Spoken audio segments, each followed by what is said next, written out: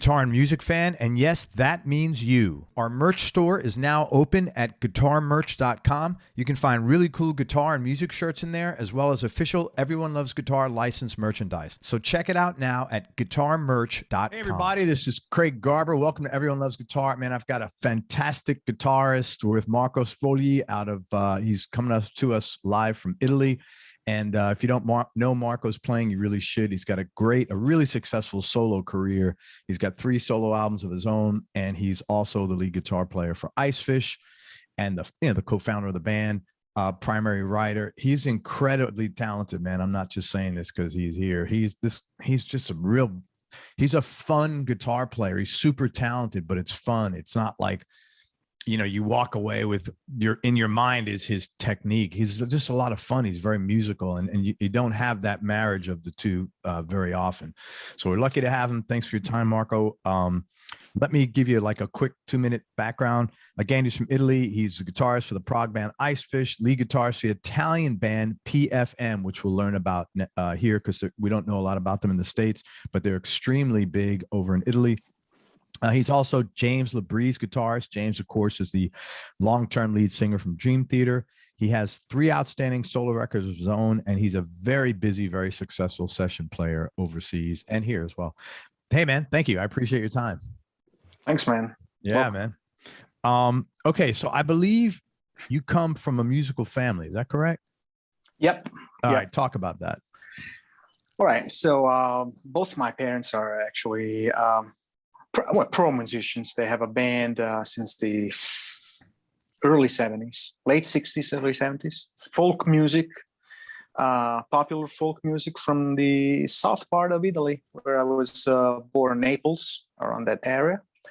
And the band is still running, actually. Well, my father passed away last year, but my mom is keeping God. I didn't know. Yeah, I'm so sorry, the band.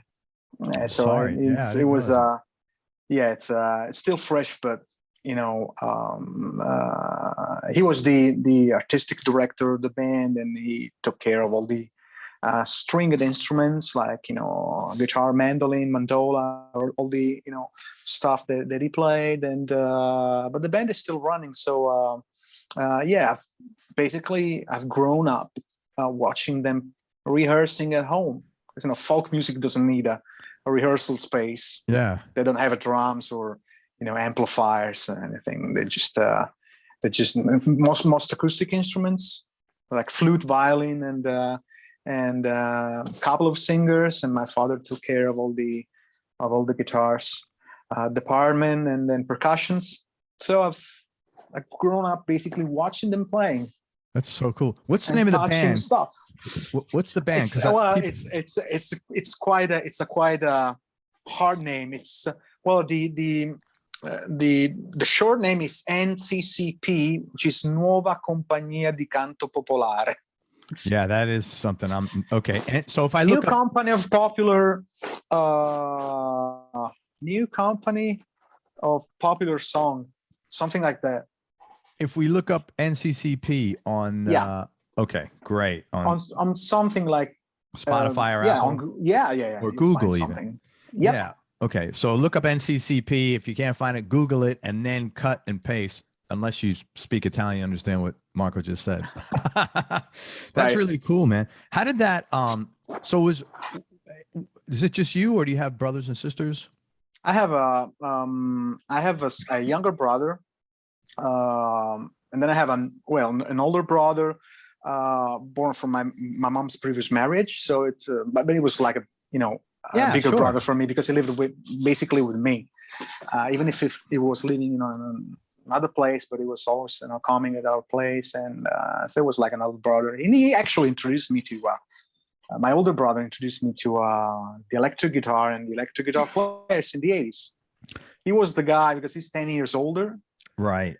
So he was the guy that was playing electric guitar. He's opposite, looking wise than me. He had long hairs. He was the Motley Crue kind of, guy. And he introduced me to, Satriani and Vai and all the players back in the day when they were popular. Are your older brother and your younger sister, are they in music as well professionally? No, well, it's two brothers, but my younger brother, no, he's in the army. Oh, It's wow. totally different. But he used to play. He used to play. We had a trio actually. My father, I, and my brother played bass. So we had a That's trio. cool. Yeah, we did a few gigs actually, and but um, he's very different than me. You know, he's the kind of guy that needs, you know, his paycheck at the end of the week. So he needs to be. He's very straight. So he needs that life kind of thing. You know, so he needs to. Yeah, he needs structure and predictability. Yeah, I get it, yeah. man. I'm like you. I need to not. I need to I was, breathe. yeah, I was like my father, you know, a Yeah. dreamer. What? Okay, so when you were a kid growing up, did you always know you were going to be a musician, or was it assumed, or how was that? Well, it was natural, I guess. You know, most of my friends actually were surprised to have a, you know, schoolmate or just a friend that had parents that, you know, were playing professionally playing. You know, for me, it was just the most natural thing. So probably, yeah, probably that was my goal since the very beginning. I didn't see it so, you know, different from any other job. It was just natural. So yeah, probably it was a long time, you know, obvious choice for me. Sure. Yeah. Okay, so you got introduced to guitar when you were 9. And Yeah. then a few years later, around 12, you stopped playing guitar and you started playing drums. Yeah. Then at 16, you went back to guitar. So if you could talk about, Marco, your journey between these two instruments and how you benefited from them and what made you come back to guitar. Okay. Well, I started getting interested in guitar, actually electric guitar. I started with electric since I was 8. Basically to, let's say to, I didn't want to get in my father's footsteps, you know, playing classical music, because he was very good. So having that, you know, in the house, was like having, you know, a constant check. And I didn't want to be checked, you know, every time, you know, if that was right, that was wrong, you know. So I started with briefly with classical guitar, but then I moved to the electric, right? Well, basically after a few months. And the funny thing is that I didn't study with my father because it was impossible, you know, to get me down on the seat, you know, and teach me anything. So it was like, okay, I give it up. You're gonna go to a teacher, you know, to another guy. So you have your, you know, your time and your goals set, and I'll pay for it. And you know, at least you're gonna do something, you know, seriously. Yeah. So then it happened that I started. It was like early '90s, where actually the real story about my switch to drums was that my brother, as I said, my older brother was playing, and I lent him my 2 guitars. I had a couple of electric guitars, very cheap stuff, and he had a gig somewhere, and he asked for my guitars because he had to play. He needed a spare guitar, and he got robbed. Both my guitars. Oh my God. Yeah, Holy in the car. shit. In the car. So I said, you know what, I don't care at all, but because I was kind of losing interest in the guitar. I was listening to different music. My guitar players era was kind of fading out, and I was getting more interest in bands like the Police, stuff like that. So Stuart Copeland was my hero. Oh. And for me, you know, it was like, I've got to play drums. If he's that good, I want to be that good on drums. So I begged my father, you know, I need a drum, and hopefully after, you know, a few weeks begging him, and he bought me a drums, and I played drums for 2-3 years, a couple of years, maybe 3 years. But then again, I was living in a condo, and my drums were set up in the garage. Oh my The funny God. thing is that I was living on the third floor. It was a 5-floor condo, and I was living on the third floor. My grandparents were living on the fifth floor. So I used to go down in the garage and That's play. like so Italian. Yeah. And the funny thing was like, I went to the garage playing, and then I went back to my grandparents' house, and my grandma was like, "You went playing drums, right?" Yeah, I could hear you. The fifth floor. So go figure the first couple of floors. Yeah. Because the garage wasn't acoustically treated at all. So Sure. it lasted like a couple of years before I felt so guilty, and I said, I can't afford, treating a 30 square foot room and treat it well to keep the volumes correct for a condo. So I just said, it's enough. I go back to the guitar, and I didn't look back since. Really? Hopefully. That's interesting. Hopefully. I've spoken to guitar players who have started on drums, and they have been so happy they did that for their guitar and musicality. How did that benefit you? Well, it gave me a lot of rhythmic knowledge. Even if I was totally self-taught, mostly on drums, I was totally like 100%. I didn't have any teacher, so all I learned by playing along cassettes and my favorite bands and stuff. And but it gave me a different perspective about rhythm. In a way that when I started writing my things, and I started, programming drums for drummers to play, some of them actually told me, it's so good, it's so good, it programs so good that I don't want to change anything. I'm going to play exactly like it. Because sometimes when you program drums, you have the hi-hat that plays when the right plays, and the cymbals that are in the wrong spots, and then you have the tone fills that are all messed up, and the velocities are all wrong. So that gave me the perspective of a real drums, and helpful when I write stuff. Yeah. When I write my stuff. And the biggest compliment I had from Simon Phillips when I invited him to play on my latest record, he wrote me back because I sent him the song with the drums programmed, and he was like, "Awesome programming, man! The drum sounds fantastic." It's like, he's got high standards too, man. He's not throwing around compliments for just to do it. Not at all. No, I was like, yeah, that's pretty cool. That's really cool. What song did he play on? Was he on the whole record? It's a song called it's on Homeland. Its song is called "Get Away with It." Okay, it's third fusion. song. It's the most fusion. Yeah, it's the most fusion song of the record. That's cool, man. Very cool. You're a bit of a rebel too, though, it must be, right? Because when you said that, I'm not having my dad correct me. So you have like a rebellious streak, right? Not that much. I was shy. Okay. I was very shy, even if, for my father. I was very, very shy since since my first show, until my first show. Sorry.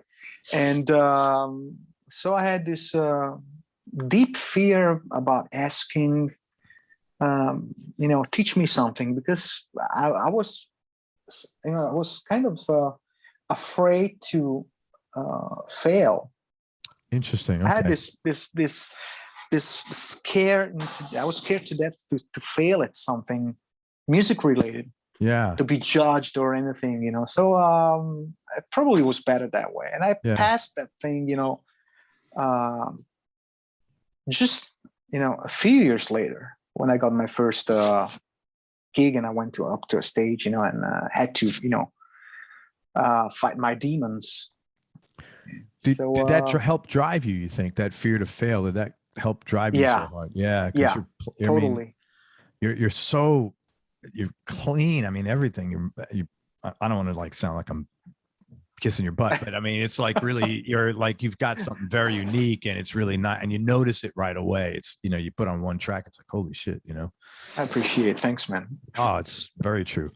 Um, how did you first get started in the music business? Like, what was your first break, or what was your first outing? Well, like most of my guys of my age, you know, I started playing in cover bands in the 90s. So, and back then was still, you know, the time you could actually play whatever you wanted as long as you bring people to the clubs or pubs. Yeah. And the funny thing is that, you know, you actually, you ask, you call the pub and say, okay, yeah, cool. What kind of music you do? This is rock music. All right. How many people you bring out? You know, it was like, I have no idea. Right. But then, you know, all our friends, you know, were coming out, so they will, you know, getting over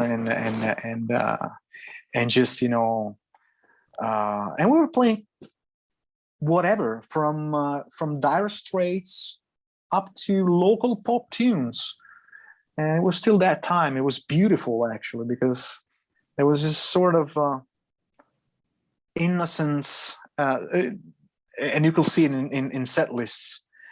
They were so childish in a way, but cool.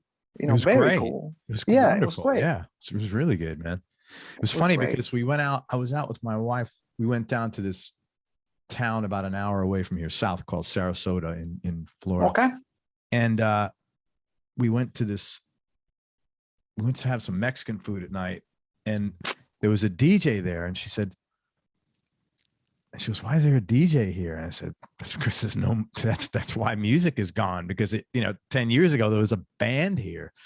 Right. Because the guy had it was so advanced, his setup. She goes, how does he? I said, this is why there's no more music, because they got one guy and he's occupying a tiny little space and he's filling up the room. People were dancing and everything, you know? And it's, not to sound like an old man, but I miss that. And everybody does. You know, live music is just a rarity, man. And nobody was complaining because it was too loud, because you could just, turn down, Yeah, man. That's exactly. And everything was it. Yeah, that's exactly what happened. Someone asked him to turn it down. He's like, okay. And it was it, It just. When, what was the guitar marketplace like in Italy in the 90s? Were guitars readily available, or? Yeah, I'd say, yeah. At least the big brands, Fender, Gibsons, and even Ibanez and Jackson. You could find all these brands in the stores. Of course, if you wanted something more, something a little bit more special, you had to order it and wait like a few months. Okay. If you wanted, a really expensive Paul Red Smith, for example, you could order it and wait like 3-4 months. I never had the pleasure to have such an expensive guitar, because all my guitars when I started were very, very, you could find Fenders. Actually, some guitars were cheaper than today. The same guitars you buy today were a lot cheaper back then. Find oh yeah, I remember my first what was that? Well, when I got my first good guitar, which was an Ibanez John Petrucci. If you look at the prices today, it's like twice the price it was, back then, brand new. Sure. And same thing for Fenders. I mean, unless you buy a custom shop Fender, but the classic American standard Fender, it was a lot cheaper. Yeah, way cheaper back then. I've had guys tell me they got like a 62 Strat in like 1980 for $300 or something like that. Like 10 times the price now. Yeah. Okay, so you started doing cover bands. Yep. How did you move out of that? I moved out of cover, but actually my last gig with my very first, well, not my very first, but one of my first cover bands was 2001. Yeah. And I got out of that because I was wasting so much time at home that my parents just decided it was time for me to get a diploma in a sort of college of music. Mm-hmm. And it was early 2000s. So I went to Rome, and I went to the school, and I started, taking classes and instrument classes. I was actually at the rock blues course, and but I had all these classes like sight reading and harmony and band and music for band, and but that lasted like a couple of years because after that, well, actually it lasted a couple of years because after the fourth semester, so a couple of years later, I got called from Labrie. So I had to leave the school because I was called from James. That's pretty cool. Yeah. It was like another. Yeah. Sorry, I have to leave. I'm going to play with James Labrie now. Yeah. That was funny because all my mates there were like, "Are you kidding me?" I was like, "Yeah, just called, just send an email." Well, the story is a little bit more complicated. Yeah, but... tell the story. Tell the story. Okay. In the meantime, I was going to the school, and the same time I was writing some stuff, and it was the early days of the internet. Mm-hmm. Things like MySpace,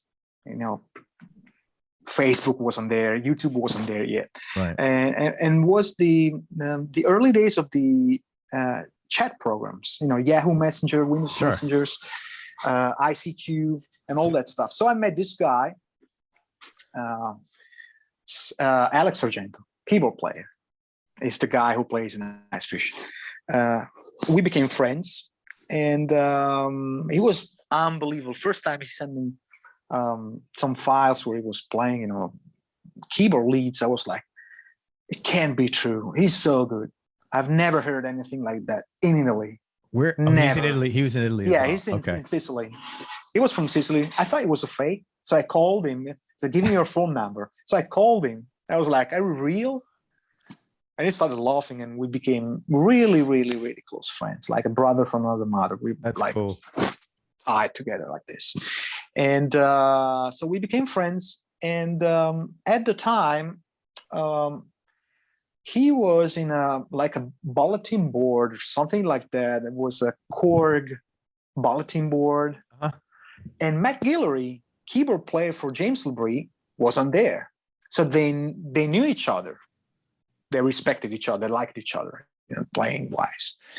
So Alex was like, "Hey, Matt." He knew I was a James Labrie fan because I had all the Dream Theater. I was a Dream Theater freak back then. And it was like, I got Matt's Yahoo Messenger contact. You want it? So, well, ask him first. And I was like, "No, Matt wants to know you." Okay, cool. And so I started talking with Matt Guillory. We shared, ideas. We started, we became friends, and we liked the same guitar player. He's very into guitar players, more than keyboard players. That's funny. He thinks as a guitar player when he writes leads on a keyboard. You can see me. He thinks like a guitar player, and then he plays. But anyway, so we became friends, and I knew he was going to release, because he's the keyboard player and main songwriter for James' band. And I knew he was going to put out another record with James, and he was constantly giving me updates. I was like, "Hey, Andy Timmons is going to play on this." I was like, "Wow, it's my favorite guitar player." So Andy was going to play on that record, and he actually flew at Andy's place in Texas, and they wrote stuff together, and it was beautiful. And I was like before summer 2004. he wrote me and said, "Hey man, we're having problems because we set up the studio in October, and Andy's gonna leave for his solo tour, so he's not available anymore to record. So we have studio time set in Texas. No, in Canada. Okay. Oh, that's because weird. because James is from Canada. He didn't want to record, that far from home.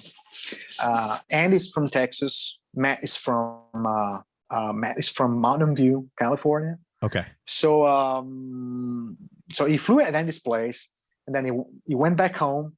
And before summer, he wrote me that Andy was unavailable in October to track guitars because he was leaving for his solo tour. So they had to find a replacement because they had the studio set, and the label wanted the record by like early 2005.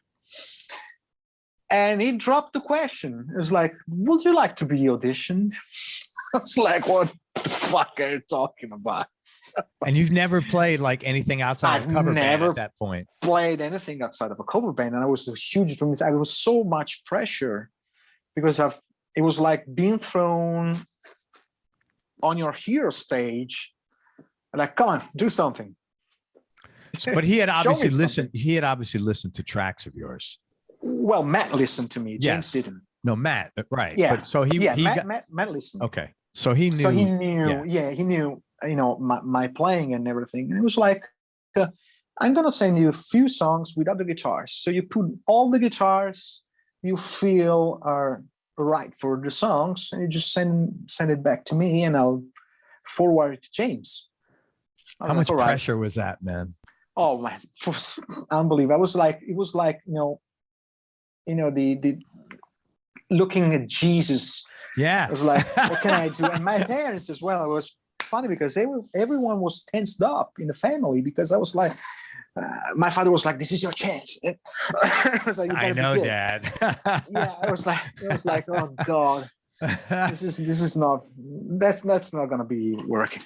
Anyway, I was so pumped up that I actually, in a couple of days, I sent him the tracks back. And that quick?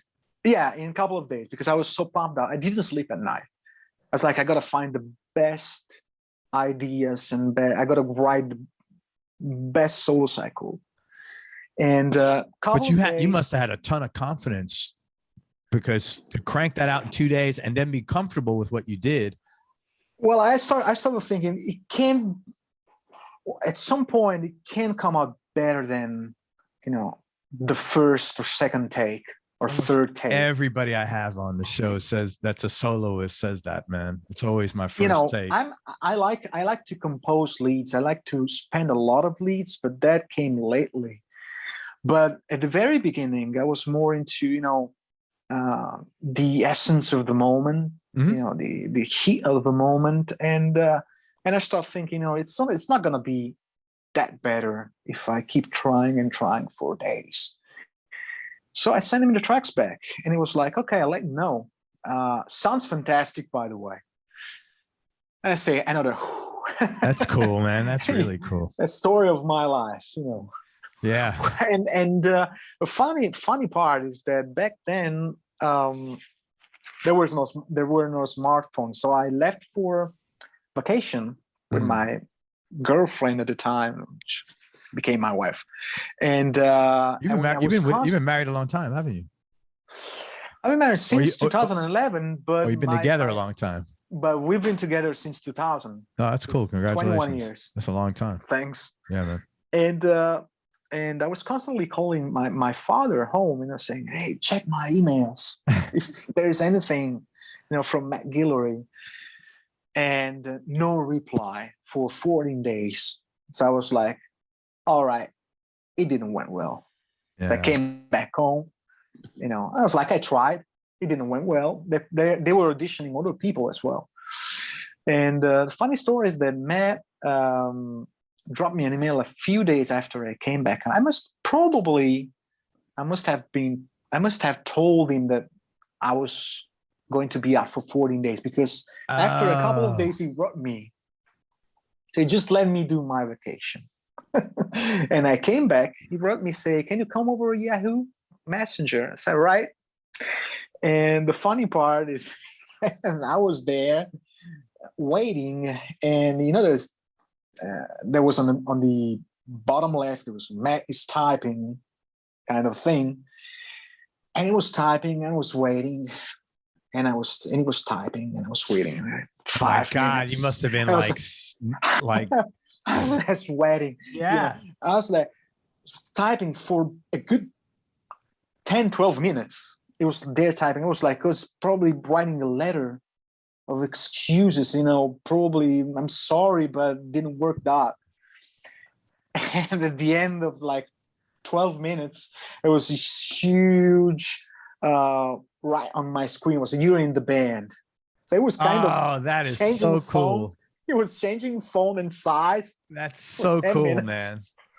Yeah, it was like, you're in the band. And I was like, I swear to God, I went down on my knees like if I saw, the Holy Mary. Yeah. I went down on me. It's just like my life has changed. Yeah. Finally, something is changing. I remember my parents crying. So cool, it was, man. Yeah, it was because you gotta understand. I was coming from one of the smallest towns in Italy. Well, it's 80,000 people, but it's still a small part of Italy, which has never just the whole. You're coming from Italy, even if you're coming from Rome, right? Doesn't matter. And now you're playing with James Labrie, right? And that was the early days of internet and all the collaboration abroad. Yeah. And I was like, this is gonna be. I better be good when he calls, because I had to. Then he wrote me that they were going to send me, all of the songs with the programmed guitars he had, and to learn. And then I had to write all the leads because in October we were to record in Canada, and that's what happened. They sent me the tickets, my first international flight, to Canada, and go figure, when I went there, Toronto, and James opened the store. I was like, hey man. It was and like, you're like, beer. You're like, this is not even real, right? This is not even real. Yeah. I was like living a dream. It was really like living a dream. Yeah. What a great story. Thank you for sharing that. That is so freaking cool, man. I love that's the story. That's beautiful, man. That's very cool. Thank you. And you're still with him all these years later, which says a lot. That's like almost it's 20 years playing with someone in music world. That's like 100 years, man. It is totally. Really. Wow, what a cool story. I thought you went to Musicians Institute? No, not at all. I don't know why I thought that.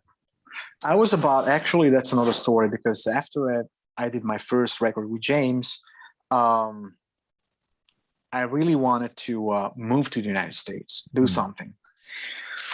And because, you do something that important, that, highly rated musically, and then you come back and wait.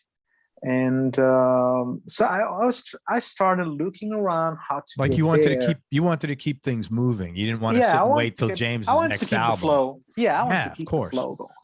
So I started looking how to actually get there and where. So my first thought was, getting as close as possible.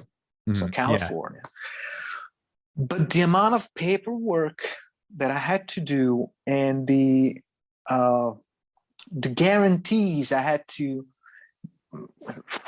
present to the American government were so overwhelming that I gave up.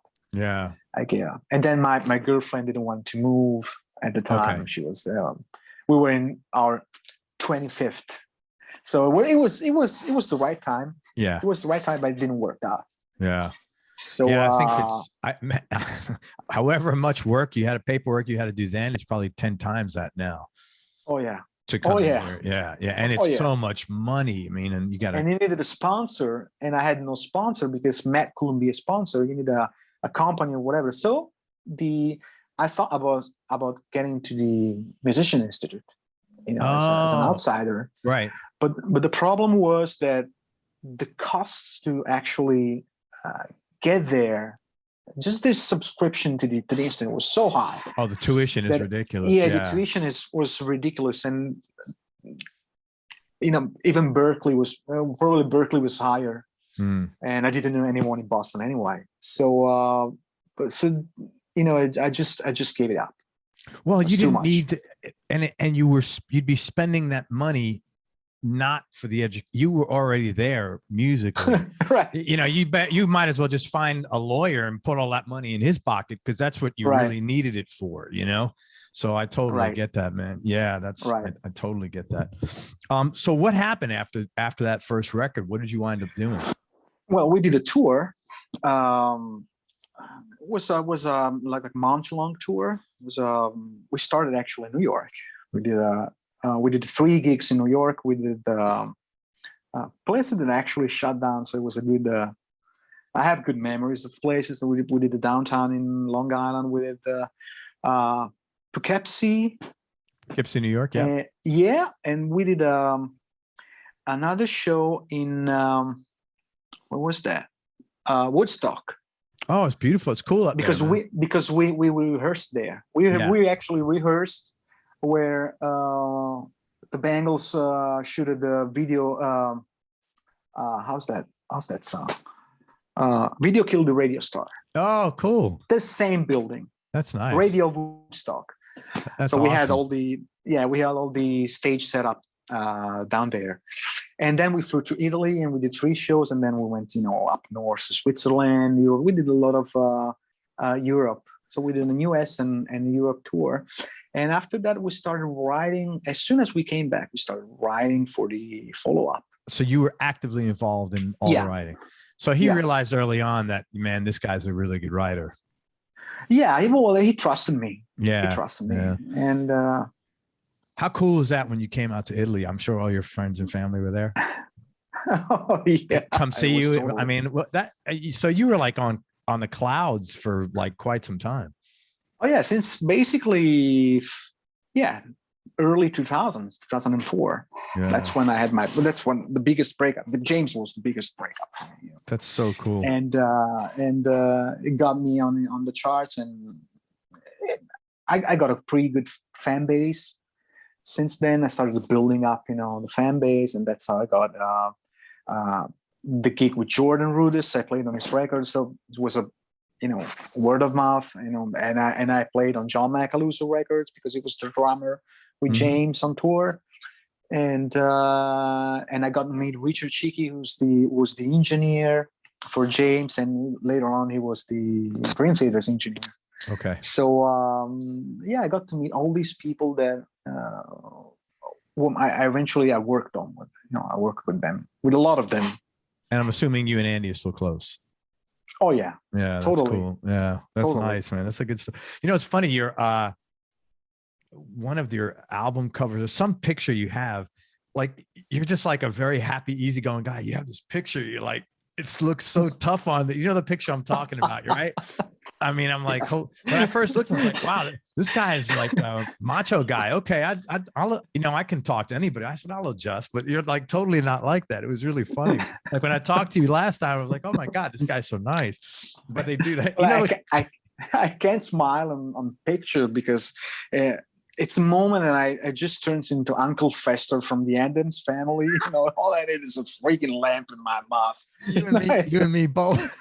Yeah. That's Uncle Fester. It's Uncle Fester in a second. That's hilarious. So I gotta be serious. Oh my God. But it's such a serious picture. I'm talking about, like, oh man, okay, let me have to because the other thing is too, I'm looking, there are guys in music like that, but they all tend to be like, not all, but I've encountered them more like on the metal or the punk and metal genres, Right. Okay, whatever. Oh my God. Talk about PFM, and then if you could also, how did you get hooked up with them? But I don't think a lot of people here know about them. So you could talk maybe about their history, because they've been around such a long time, so successfully. Yeah, because they've been around since 1970. and they're actually the only Italian band that has been in the US charts in the 70s. I think back in 74, 75. Yeah, around that time. And well, they're kind of the history of prog in Italy. A lot of bands actually, even Jordan Rudess knew them, and he was a big fan of PFM. So when I told him I joined the band, he was like, "Wow, that's one of my favorite bands." That was cool. And it came out because I knew the drummer Franz, because he was producing a project I was involved with called Neon Karma. It was a trio that then became a quartet with a singer added. And Franz was interested in producing the band because the drummer from Neon Karma was the second drummer in PFM. Okay. So Franz was producing, was interested in producing. So we went to a studio. I got to meet him, and he was a cool guy, actually. And fast forward, that happened around 2013. Fast forward to 2015, Roberto, the drummer, called me and told me, "Send me 3 videos," without saying anything else. Send me, oh God, how did he say? Send me a heavy rhythm stuff. The most beautiful lead you ever done, and then some acoustic playing. And I replied, "What do you need that for? Don't ask. Send me that stuff." It's all right. What do you think the most beautiful rhythm, lead that you've done is? Well, probably something from my solo stuff, anything from my solo, something that represents me. Yeah. The most beautiful lead stuff that I've done. So I sent him the stuff, and a few weeks later, Franz called me. I was in my studio doing my stuff with Gentrack, doing my packages and master classes and things. I was like, "What are you doing?" It's like, "Just working." "Did you eat?" It's like, "Yeah, Franz, what's up?" Do you want and it was like the third question. "You want to join PFM?" I was like, "Give me a second." What's happening? This, Franco, or former guitar player, 40 years. He's basically the history of the band. Yeah. Former guitar player. He created the band. He is the main songwriter for all the stuff they came out with, up to their latest record was 2013, 12. Yeah. So it was the main guy. He decided to leave because he had the biggest school in Italy, music school, and he's the CEO of the school, so he's the main guy. And then he wanted to pursue other things, and he even mentioned that he was having some personal issues, hands issues, but nothing serious. So he wanted to leave the band, and they wanted to continue. And so he was asking. He knew I was moving up north, because probably the second drummer told him that I was moving, so we'll have it easier for rehearsals and things. Okay. I said, give me what's the amount of work? Let me hear, because I was totally unaware. Even if it's the biggest prog band in Italy, I'm not the hugest prog listener. So I was totally unaware. I knew just like a couple of songs, but most of their stuff, it was totally, blue to me, So he sent me the stuff. It was quite challenging stuff, because it's not easy at all. And I had like 15 days to learn 30 plus songs. God, that's a lot. Yeah, that's it was like, lot. Yeah, it was like waking up 7 in the morning, up to 7 in the evening. Just first couple of days, just listening to the stuff, to the sounds and all the colors they had in the music. And then I started getting the guitar and learning the stuff all by memory. I didn't write anything, because that's the best way. If I read anything, then I have to learn it. So it's a double a extra double step amount of work. Yeah. So I That's prefer, a lot of music, of that kind of memorizing. music, man. Yeah. I mean, I prefer memorizing. 30. And the funny thing is that the first rehearsal, the bass player, Patrick, he said, he played great. He just missed one note. On 30 songs, he just missed one note. I was like, another man. Oh, wow. And that's how it started. And we've been touring since. We just had a break last year, but 2 years ago we've been in band of the year, a touring band of the year, because we did like 100 shows. That's so yeah. So you've been ever since that. This really opened everything up for you. Yeah. That opera, the first record with James that you did, because totally. It sounds like you got noticed session wise, even like immediately. Yeah, totally. It was like thrown up to the big picture, you know. That's so cool. How did you? How your parents must have been really happy for you. Oh yeah, this is going on, right? I told you they were bent on knees crying. Yeah. God, he made it. Yeah, that's what. How big was the town you grew up in? Was it a small town or a city? You said 80,000? 80,000 people. Okay. Yeah, so it's not a huge town. It's in the suburbs. It's 15 miles northeast Naples. Okay. But because I was born in Naples, but we moved there when I was 1, because my parents were playing a lot and my grandparents were there, so they could take care of me. Sure. So yeah, it's not a big city at all. Yeah. And there was not actually. It's a city that had some great jazz players, but not really any rock metal, heavy rock guy. Yeah. So, but just to come from Italy, I think it's not like the epicenter of music, you know, to be honest. I mean, of modern rock music. It's well, I mean, like, you know, you go back and you look at, you know, classical music or whatever, art, but not right. It's not London. It's not New York. It's not LA. You know, I think that's a really cool accomplishment, man. That's the question. I question myself, you know, why, you know, they pick me from the most unknown place in Italy with such great guitar players they have in the States. So what's so special? And I've lived with that for a while. While I was in Canada, and first time I went, you know, recording the first record with James, I was in Canada, and I didn't speak that well English, so I was having, you know, problems to understand. It was the very first time, you know, and I started questioning, why did they pick me up? So why me? What's behind this? What's happening with all the great guitar players they have? Did you ever how do you look at that? Like, are you a spiritual guy? Do you look at it that there's like some higher power or God or whatever, or to just look at random luck? How do you frame that? Oh, probably I was the guy.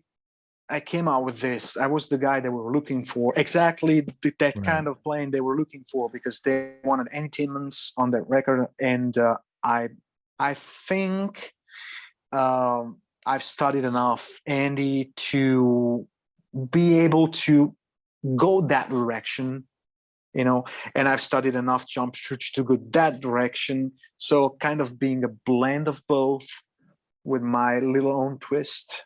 And they were looking exactly for that. Nothing super shreddy, nothing too much melodic, but the right blend of both. So that's the only answer. That you're the guy they were looking for. No, I was the guy. Yeah, because I think of that stuff, like, not that I have accomplished things like that, but in my own life, or things that I probably shouldn't have accomplished, I've done. And I often think of that same thing. How did that happen? And I don't, you know, for me, I frame it that somebody is looking out there for me. Is it a higher power, God? You know, for me, I believe that. I'm not like a religious person at all, but I do believe something's been, you know, watching me, you know, just making sure I don't fall off the ledge, even when I'm close a couple of times, you know.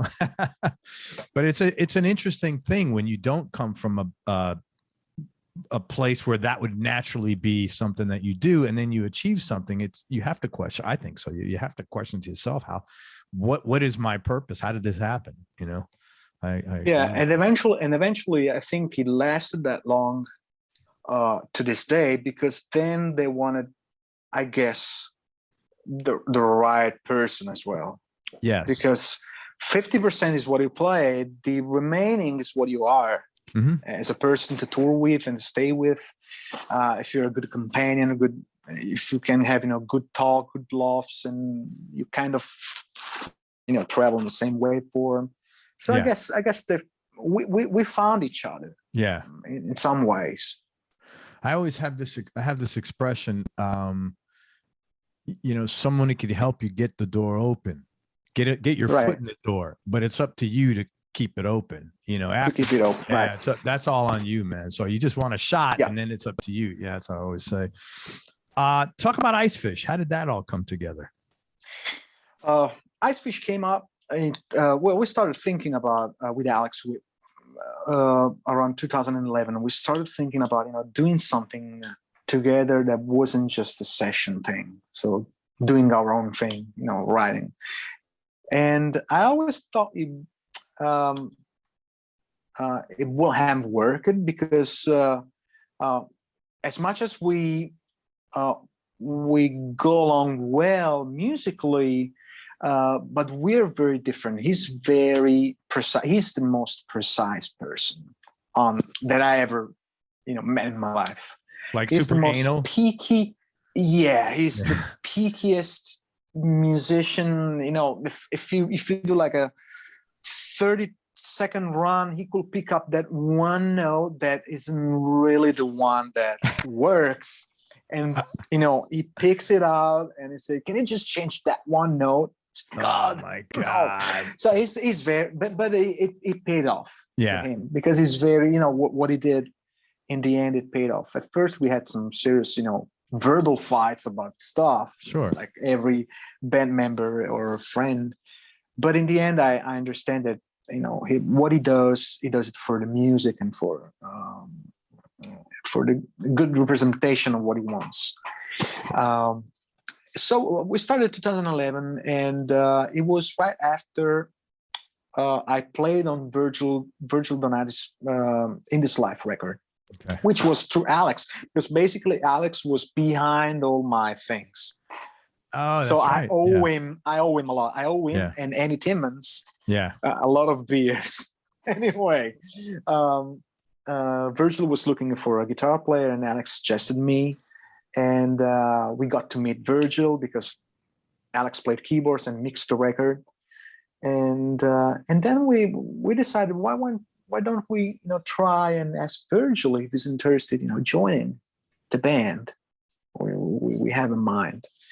And Virgil was very happy. He was excited to do this, and he knew Alex well, and so we started.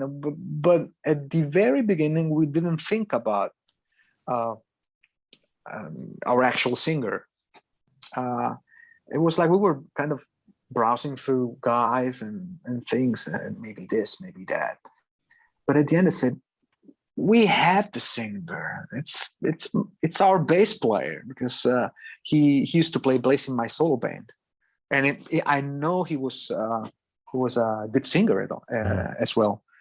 So he's a fucking great singer, man. Oh yeah. I think I have a note here. To me, when he sings, he's like John Anderson from Yes, but more power. The funny thing is that he has a Yes cover band. He played in a Yes. Well, actually, he played in a Yes tribute band. I easily believe that, because that's what when I'm listening to him, since this is like John Anderson, but it's stronger. He's not that high falsetto. Yeah, he's a hell of a singer, man. Yeah. And he had to, get a lot on playing and singing at the same time. Yeah. Because the stuff we ended up writing was so crazy in the bass department and singing melodies over it, that he had to, spend a good 1 year just learning how to play, the independency, how to play and sing at the same time. Those lines, because that's not, like playing, singing like police songs. Yeah, or the blues. Which are hard, which are hard anyway, but Yeah. it's not, over like 13, 16 stuff. Well, it's good that you guys recognized that, hey, this is not going to happen overnight. Yeah, totally. A lot of times people aren't like, they expect, they have unrealistic expectations of ourselves and everything. He likes challenges. Andrea likes challenges. So he's a very positive guy. He likes challenges. So he said, well, he'd, if he wasn't able, probably, or if he didn't feel able, probably just say, no, guys, and I don't feel I want to do this. Right. But he was very into it. He was very, I'm going to put my heart and soul into this, and I'll be able to do this. Just give me like 6-8 months. That's cool. And he made it. He made it. Oh, it's a great. Is there another record coming out soon, or like we're writing stuff? Right.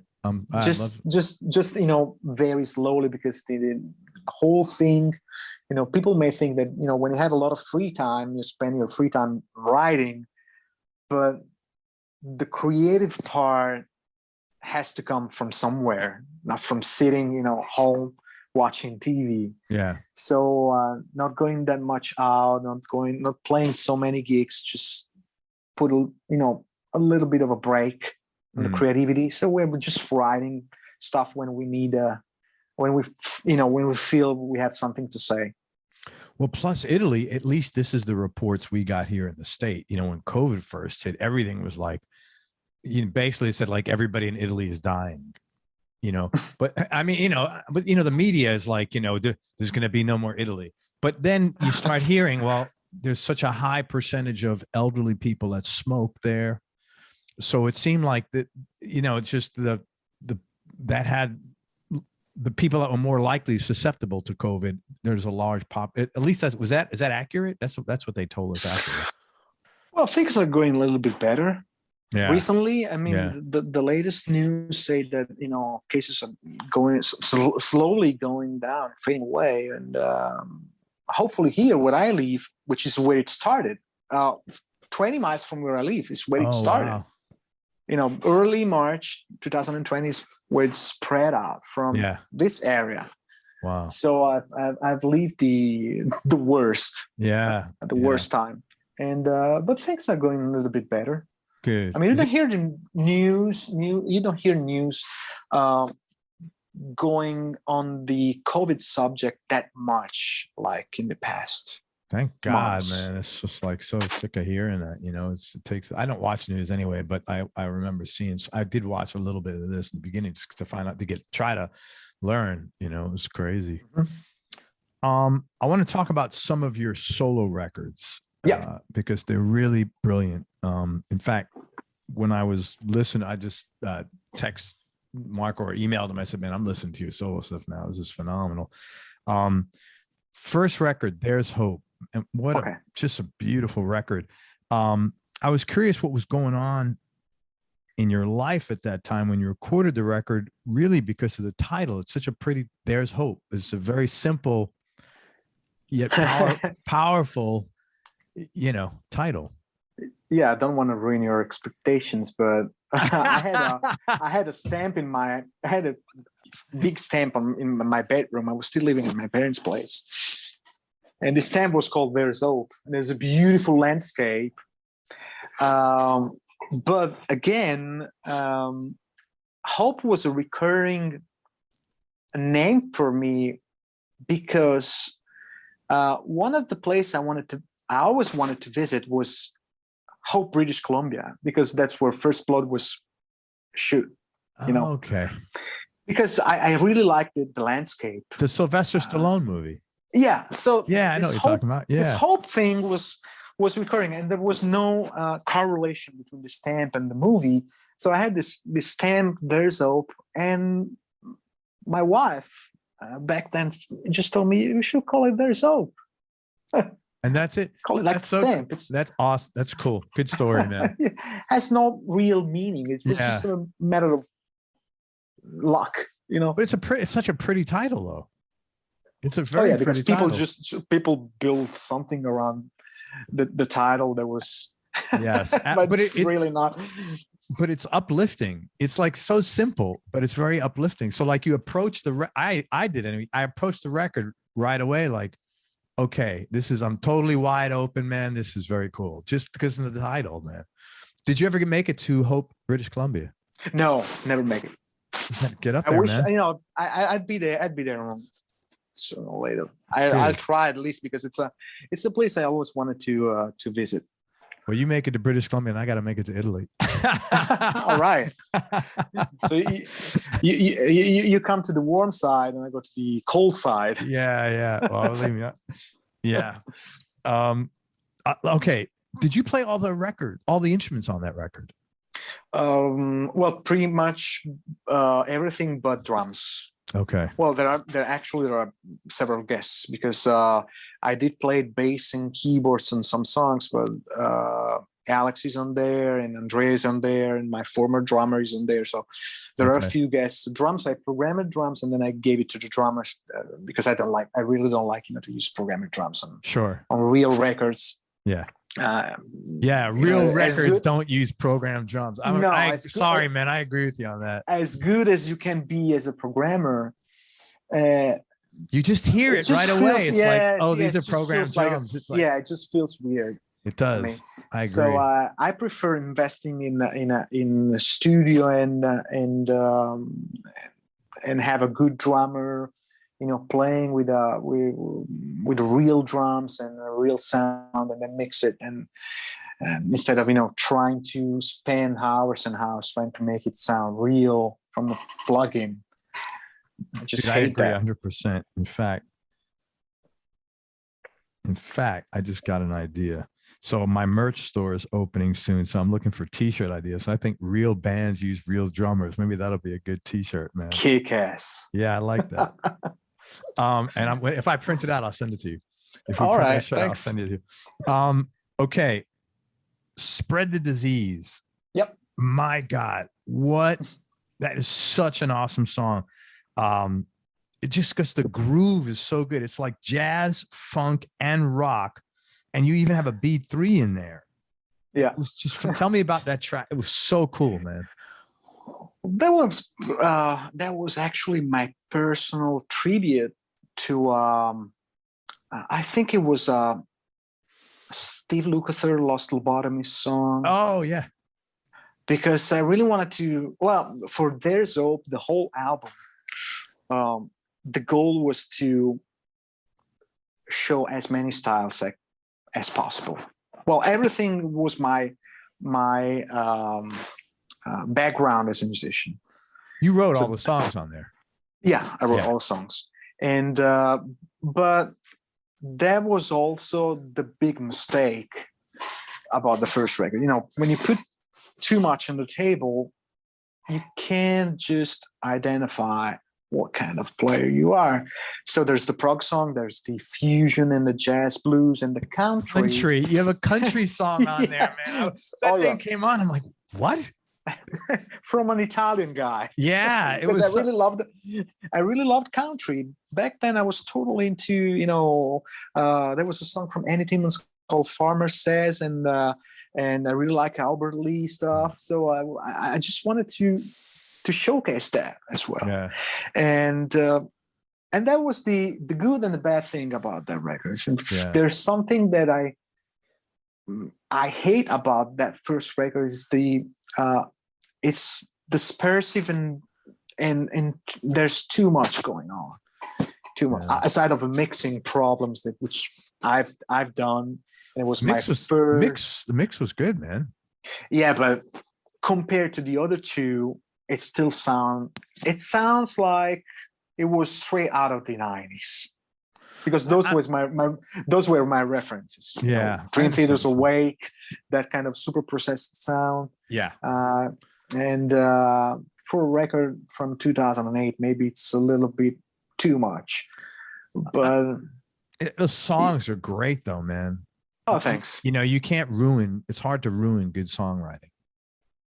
Thank you. Well, that's probably the record that gave me most satisfaction among people. people that we still praise about that one, and the songs, and Andromeda and Still Hearts, all the classics that I cannot play when I go to clinics and solo shows, because I can get killed if I don't play those. Yeah, I'm sure. Was it, so Spread the Disease was basically my tribute to that. Yeah. And there was a song, I can't remember the name, but it was I think it was a Steve Lukather song, and I really wanted to have that bluesiness, but without being well, I can't be that authentic in blues, because you got to study that, but without being too much classic. Yeah. So I put some time changes at the end. I put the Alex played a beautiful Hammond solo, and that B3 was phenomenal, man. That was Alex. It's great, real good, man. And it's a cool track. It's a great track. That's a common thing. Guitar players, when they release their first record, it's almost like, and I get it, because it's almost like, okay, this is my business card. Right. Now I got a record, so I got to give it, which is, your first record, you're in a band, you're doing sessions, and you want to produce a record that's going to support that part of your career. And it's a very common thing you do. And I've heard this so many times, when you make a second and third, I wish because you make it like a business card. I put a little of this, a little of that. Right. And it's phenomenal music, but I do understand. But let me tell you, don't cut yourself short. It's a great record. And it did assimilate pretty well. So Memories. Thank you. Memories. I thought it was such a pretty song. It was a little sad and melancholy. And what I really liked about the song is the way you handled the piano in there. That's Matt. That's Matt Gillery. But it was just right. It wasn't like I wasn't expecting to hear a piano, and it was just perfect. The story about that song is we were doing the first James Labrie tour, 2005, and James wanted like a sort of interlude, like a small solo section into the show. And Matt had just write that piano part. And before actually leaving off the tour, I put guitars on his melody, and I finished the song. So it's it's the first actually song we co-wrote together. Memories was the first song we ever co-wrote together, and we played on that tour. It was a sort of mellow moment, a very intimate moment, and people liked it. And at the end, I decided, you know what, why don't I put it on my record? And it was cool, and it was a good way. Actually, the record had to close with Memories, but then again, was too sad in a way. It's not that sad. It's a pretty song, man. It was. Yeah, and I didn't want that so about the country, and the country was less. You're gonna get hit in your face. Texas barbecue. That's such a funny name too. Do they have barbecue in Italy? Well, we do pre-barbecues. If you have a garden in a backyard and you see barbecues, if you have a small cottage or villa, it's pretty common. Oh, it is. So do they have barbecue like restaurants? Like you can go and get barbecue? We have barbecue, like U.S. barbecue kind of restaurants. Okay. Where you can have, steaks and all the stuff you can normally have on the restaurant, but nothing actually like the real deal. Yeah. Okay. Yeah. The best one. I had the best one. That's why I miss UCLA so much, because I miss my barbecue places, my favorite barbecue places. Good food here, man. Good barbecue here. Good barbecue here. From the Icefish record, Human Hardware, and I was embarrassed. I'll tell the story because I talked to him before we started. The title song, let me just pull it up here. The title song is phenomenal. Okay. The song Human Hardware. And I had no clue what time signature was in it. I just got embarrassed. He said, it's Craig. It's just 4/4. But I listened to it like 3 times, and I was like, I figured I'd get, well, maybe one section I'll be able to nail it down, but explain why. It's because of Virgil. yeah, it's Because of Virgil, very beginning pattern. Because he plays it basically. I think it's a 4 with the triplets on one of the 2 hi-hats he plays. That gives this weird things, and then Alex plays a group of 5 notes, but it's all a 4/4 because it's 4 1 2 3 4. It's all 4. If you count it from the very beginning, it's very hard. But if you start from when the band kicks in and you go back, you can count it on 4. Okay, I'm gonna do that. But the very first impression, it's like everything is upside down. Yeah, and your solo in there is blistering, man. I mean, it's like, wow. Tell me about that track. And if anyone listening is not familiar with Icefish and any of Marco's stuff, I really encourage you to check it out. It's so well done. And all in an Icefish, and everybody's so talented. But tell me about that track.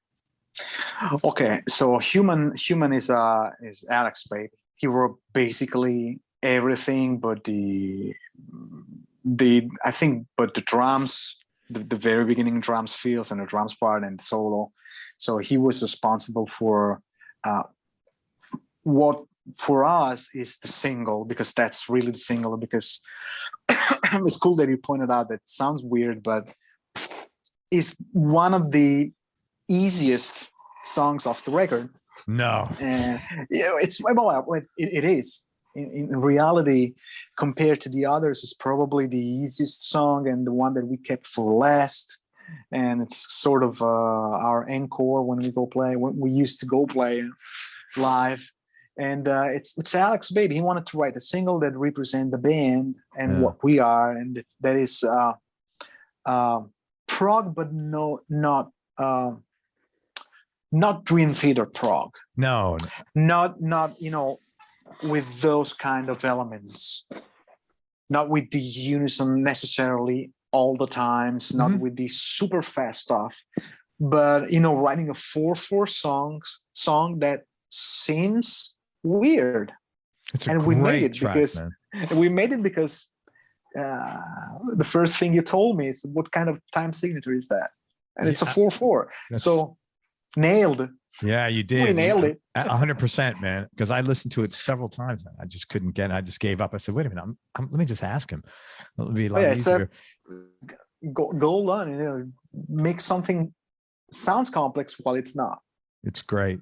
Alex, great job on that. I also want to mention to everybody that you played on a best of sort of shredder record called The Alchemist 2, and you're on a track. I don't know this guy, but Milan Polak.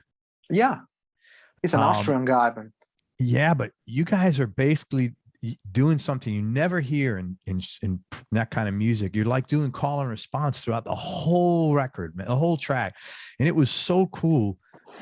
Just tell me about. Is it Milan Polak? Is that how you pronounce it? Yeah. Milan. And how did you guys connect? How did this whole thing come about? Well, that was a long time ago, actually. I think it was before There's Hope. So it was probably 2006. It was shortly after the Labrie first record and tour. Yeah. And if I recall, he was that's the story. I've been contacted by I got in touch with the main label guy, and I think it was from Lion Music, which then became the label for my first record. And they were doing this kind of multi collab album, various guitar players and things, and they were thinking about me, and Milan had this song written because I think that it's a two-title song, The Savior and something. Yeah, because I wrote the Savior because I saved the song, because he had like half song, and then I started writing exactly at the middle of the song up until the end. It's called Last Minute Call was probably his, and The Savior was yours. And The Savior is me. Yeah. And that's the story about that, because he wrote this middle song and he didn't finish, and he wanted me to finish the song. So he sent me what he did up until the part, and I started writing the rest. And I think I took care of he took care of the bass, and I took care of the mixing. Okay. So we shared the kind of duties. And but he's a cool guy. He's a guy from Austria. Great track. Yeah, he's a player. And let me tell you, I had an instructional book from Namm back because I went to Vienna with like a school trip, and I went to a music store, and there were all these books, and I saw this Milan book that was like 98, 97, 98. So I remember the guy. I was like, "But I have an instructional book from you, and it was like, how can you?" I was like, I was in Vienna and I went to the store and I bought they recommended me this book. I was like, oh God, I wrote that when I was like 18, 19. So that was a cool connection, because It's I knew really the guy. cool, because Yeah, now you're playing with him. It's another one of those moments like, how the hell is this happening? Yeah. Little guy. I think he moved to Italy. He moved because he lived in Germany for a while, and then he moved to Italy, and probably now he moved again to Slovenia or something like that, Croatia, probably. I don't know, but he's a constant moving guy. Yeah. I've seen him like doing more singing these days and guitar playing than just shredding stuff. Yeah. But it's a cool guy. Cool guy. It's called The Alchemists 2. Check it out. Yeah. Marco, what will you say the top 3? And by the way, man, for a country that doesn't speak English, your English is phenomenal, man. Honestly, it's really good. Because isn't Italy? It's like one of the few countries where they don't really speak English, though, do they? Because we have everything subbed and translated, even movies. Yeah. Well, your English is phenomenal, man. That's why I appreciate Swedish guys. They have the movies, English movies are in English. Just no translations, no dubbing, nothing. Yeah, so that's why they all have to learn English there, then. Oh yeah. Okay, that's the only way to learn English. Is it really? It's easy. That's when I went to Canada, and I had to ask for a slice of bread, and they didn't talk any Italian, so I had to really make me understand in some ways. Yeah. And by watching them, probably my father used to tell me that I have a musical ear, so I have an ear for phonism as well, and talking. So that's how I learned talking and writing, probably. Because my wife who teaches English at school says that I suck at grammar, and she's right, because I do a lot of mistakes. Yeah, but grammar wise. No, but you sound like a guy. You sound like somebody who's been living in the States for a while, and the grammar. First of all, you don't make a lot of mistakes, but the ones you make are the most common ones and the most difficult. Okay. Like you'd have to be like, the only way you fix those is if someone was correcting you. Right. It'd be impossible. Exactly. You're not going to know, because they're so slight that no one's, unless you tell somebody, because it's like a very normal, they're the same mistakes other people, Americans make. So it's not, Okay. Yeah.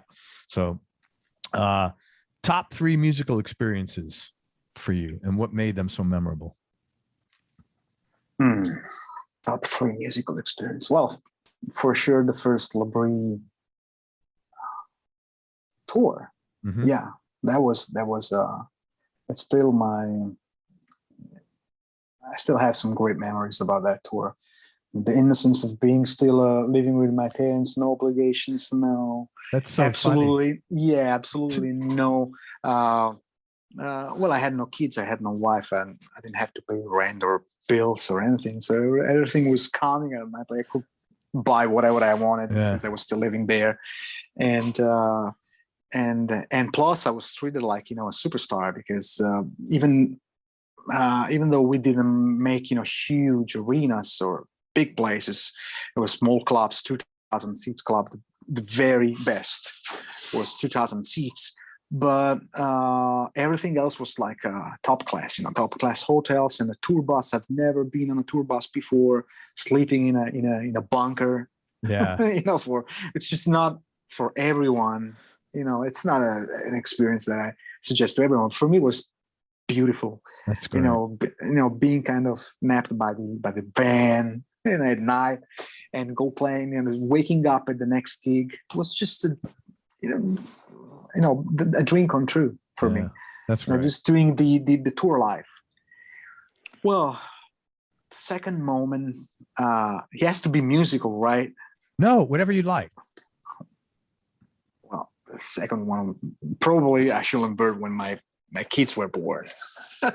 That's because I was thinking about musical stuff, but the best moment was when my first daughter was born. Yeah, the first kid, and that's the how many most you have? amazing. 2. My daughter is 11, and the little one is 9. That's cool. So I have a daughter and a boy, and that's something that changed your life. Very cool. First time, and it really changed my life from a lazy, couchy guy and to a super active and both cooking and doing homework and stuff. You got no choice. Yeah, absolutely. Even my wife works, so she teaches in a school, so I have to take when I'm home. I take care of the rest. Are schools closed there now? No, they're open. Oh, that's great. That must be social a big relief distancing, forever. masks. Yeah, social distancing, masks, and everything, but they're open. Green pass. That's but great. they're open. Good. Well, so third best moment. Well, when I've been first time I've been I'd say my first Namm show. It may sound weird because a lot of people just hate Namm show, but no, I totally get it. Yep. First Namm show was like being thrown in a candy store with all my favorite heroes. And you're one of them now. Yeah, but back then, 2007, I remember I did sell a guitar to be able to pay my flight to LA. Mm-hmm. Actually,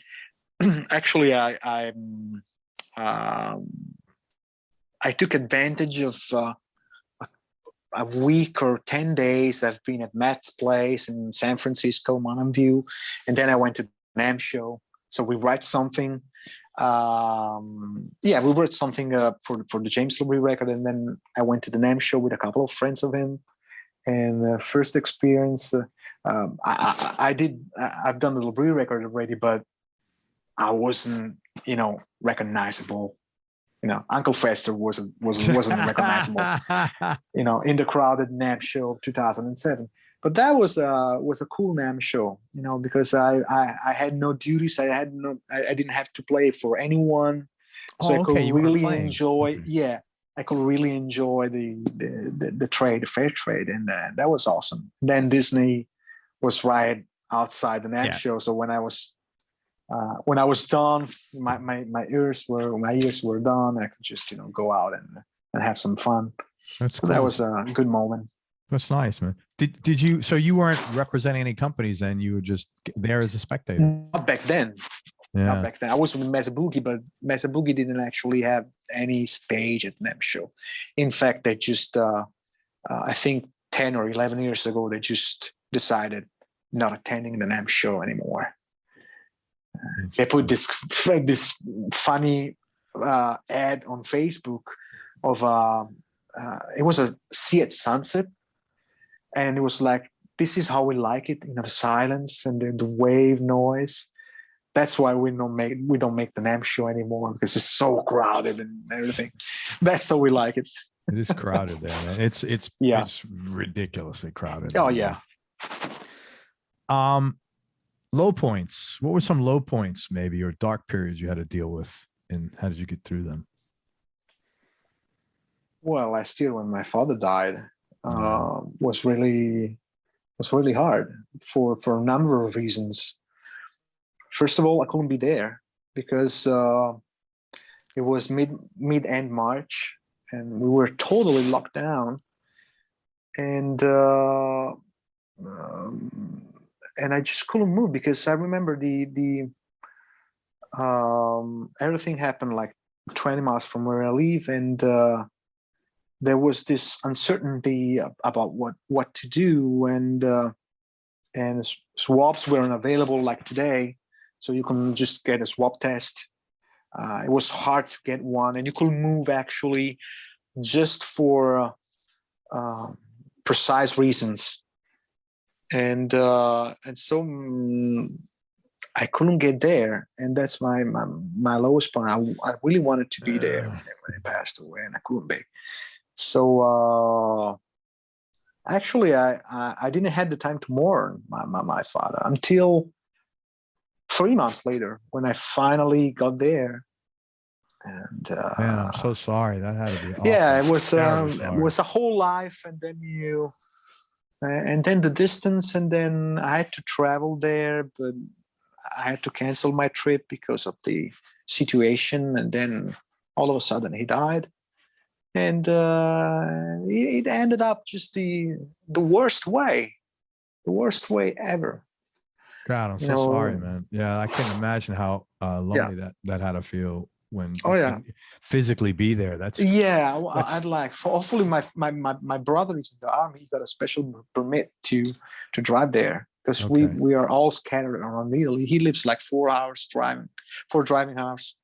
Yes, 4.5 from my parents' place, and I'm like 7 hours driving up north. So he got a special permit from the army to go there the next day. And at least he was there. So that was probably the lowest, where I did feel very, regretful for the whole thing, for everything went down, And there are certain things that I did that day that I can't watch. Like I did a video for Jam Track the same day. I got the call from my aunt, and my father passed away, and I can't watch that video anymore on Facebook, on YouTube. Yeah, because it reminds me of that day. Yeah, I still remember that day very well. I'm really sorry, and thank you for sharing that. How's your mom doing? Slowly better. It's been a year now, a year and a half, and she feel alone because both of us are living in different cities, and but as long as she works, she have gigs, and she shared this thing because she kept going. That was one of my father's last desires. That she keeps he told her, yeah, keeps going. Yeah. You gotta keep going, the band. And so they found another guitar player, young guy, very good guy. And so as long as she works, she's all right. Then there are those moments where, I can't imagine. No gigs and nothing, and she feel alone. And all I can do is getting some phone calls and video calls and trying to stay as close with my soul as possible. And then maybe Christmas time we'll all go there. Yeah. Summer times as well. Again, I'm really sorry, and I wish my sincere condolences to your family, man. Thank you. Thanks. Let's talk about gear for a few minutes.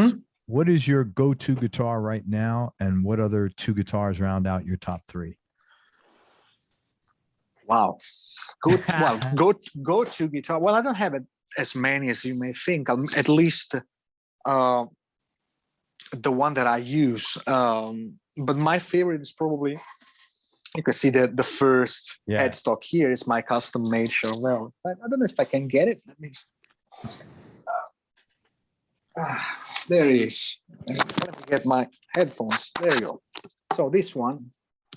So is that a Marco Sfogli guitar? Well, it's a custom-made. It's not a signature guitar. It's something that we worked with Charvels and making, and man, it's a beautiful on my guitar. specs. Yeah, on my specs is all the flavor neck and everything, and it's what I look to in a guitar. my favorite pickups and my favorite bridge and the body in the woods, and it's what I'm using. But even talk about the pickups there. Well, they're EMGs. I'm Mhm. using active pickups since last year. So last year I switched completely from being a passive guy since the very beginning to an active guy, because I found out that I was playing actually, especially in 7 strings, I was playing active pickups more because they have more clarity, more sharpness. They're easy to EQ as well. So I said, you know what, I'm gonna switch to EMGs, switch cams totally to EMGs because I just love these pickups. Yeah. So I have a set on that Les Paul. They're like kind of like PAFs. Okay. They sound amazing. I mean, it was like the tone knob all of a sudden went to 20. It was such a big range. I really like them, so I understand. They're great. They're great. Yeah. They're not as compressed as most people think that active pickups means metal, but it's not true. I'm a blues player. Those are perfect. Yeah. I mean, Gilmour played EMGs for many years. Right. And Lukather played EMGs for many years. So if they approve, I approve. Yeah. What do you like best about that guitar? What are the features that you had them build? Well, first of all, as one of the most beautiful necks I ever played. It's so buttery. It's very smooth. Yeah. And sometimes you just happen to fight against the neck. Stability, different climate changes. This is so stable because it's roasted. So it's baked off in a special oven. It removes all the moisture out of the wood, and it just stays perfectly straight. I like the neck to be very straight. I don't like any relief. So I like it to be very straight, and there's no buzz. So it's really well done. Yeah. And you need to get Charvel. You need to get a signature Marco Sfogli guitar, man. I mean, come on, this guy's. So. Yeah, man. How did you start playing Charvels? Well, funny story. I've been with Ibanez for 10 years. That's what I thought. So, yeah. I've been with Ibanez for 10 years. Officially, I had 2 signatures with them. One came out in 2017, and the last one came out in 2018. And it just happened that last year I was kind of watching myself playing, and there was something weird. There was something weird about the way I played and the guitar that I was playing. It was probably an image thing. It was like I don't feel like I'm shredding that much anymore. So I feel more like a stretch player, and I always like the stretch body shape. For some reasons, it's more rounded, less pointy means metal. And even though it's the guitars I was using wasn't as pointy as the classic RG from Ibanez, which is the classic metal guitar, but there was something weird. And then I actually, first time I got in touch with Charvel was 5 years ago. And they were cool. They were very cool. They sent me a guitar to try, and it was cool. But then I didn't feel it was the right time to move on. And so the signature with Ibanez came up, and everything. But I think after 10 years, I wanted to try something different. Good. Tone wise, look wise. I feel like I'm. Cool I feel like I'm getting old. I'm getting old, and what lasts forever? I mean, it's good. You're a guitar player, man. Part of the fun is like going into that rack and picking something out today that you haven't played in 3 weeks and seeing what you could do with it. Exactly. And every guitar is different. Even if they look the same, basically, different colors, but they are basically the same model, but they all sound different. And they have like 1, 2, 3, 4. Yeah, it's 3 Strat based and another super Strat based, and then I have a Telecast. Well, the stuff that I use for studio, sometimes you need different sounds, and I have a Les Paul and I have a Tele and a couple of Strats, and because you need different sounds. But 99% now, 99.9% of the times I can do everything with this. With your Charvel. Yeah, with this one. I think I had Nick Johnston on. Do you know him? Yeah. He plays, I think, a Charvel Strat. He plays Schecter. Oh, Schecter Strat. Okay. Yeah. Okay. Yeah. But everyone is kind of getting back to the old classic shape. It sounds great. Your guitar sound, And that's a shape that was, how many? It's like 60 years ago, 65 years ago. Yeah. Still with these pros and cons still, going on. Yeah. It still plays great. And it adapts to pretty much anything. The Strats are great. Yeah. You can play anything with that, man. What would be number 2 and 3 for you? Well, number 2 will be probably the Dinky, which is a variation of the Charvel. Is different because it's 24 frets. It's hum, single hum, so it's 2 humbuckings and single in the middle. Has no Floyd rose, has a Godot bridge, so it's more like a more modern approach on a classic kind of shape. All roasted neck, so fretboard and back is roasted. There's a totally different sound. You really like the roasted necks, huh? Yeah, because I've been in places. It was 10 years ago that I was using a different brand of guitars. It wasn't Ibanez. It was a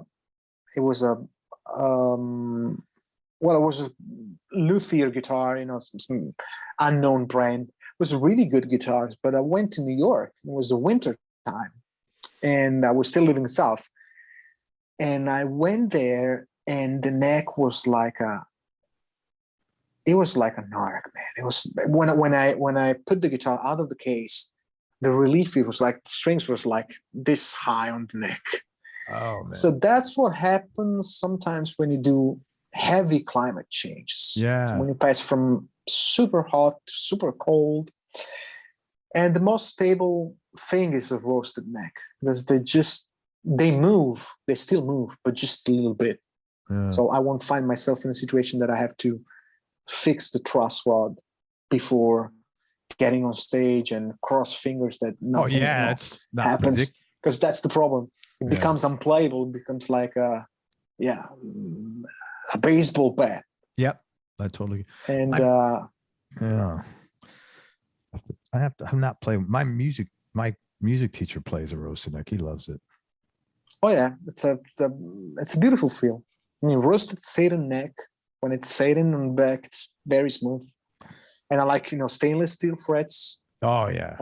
So it's smoothness is on the front and on the back. Yeah. From both sides. That Charvel's got stainless steel frets.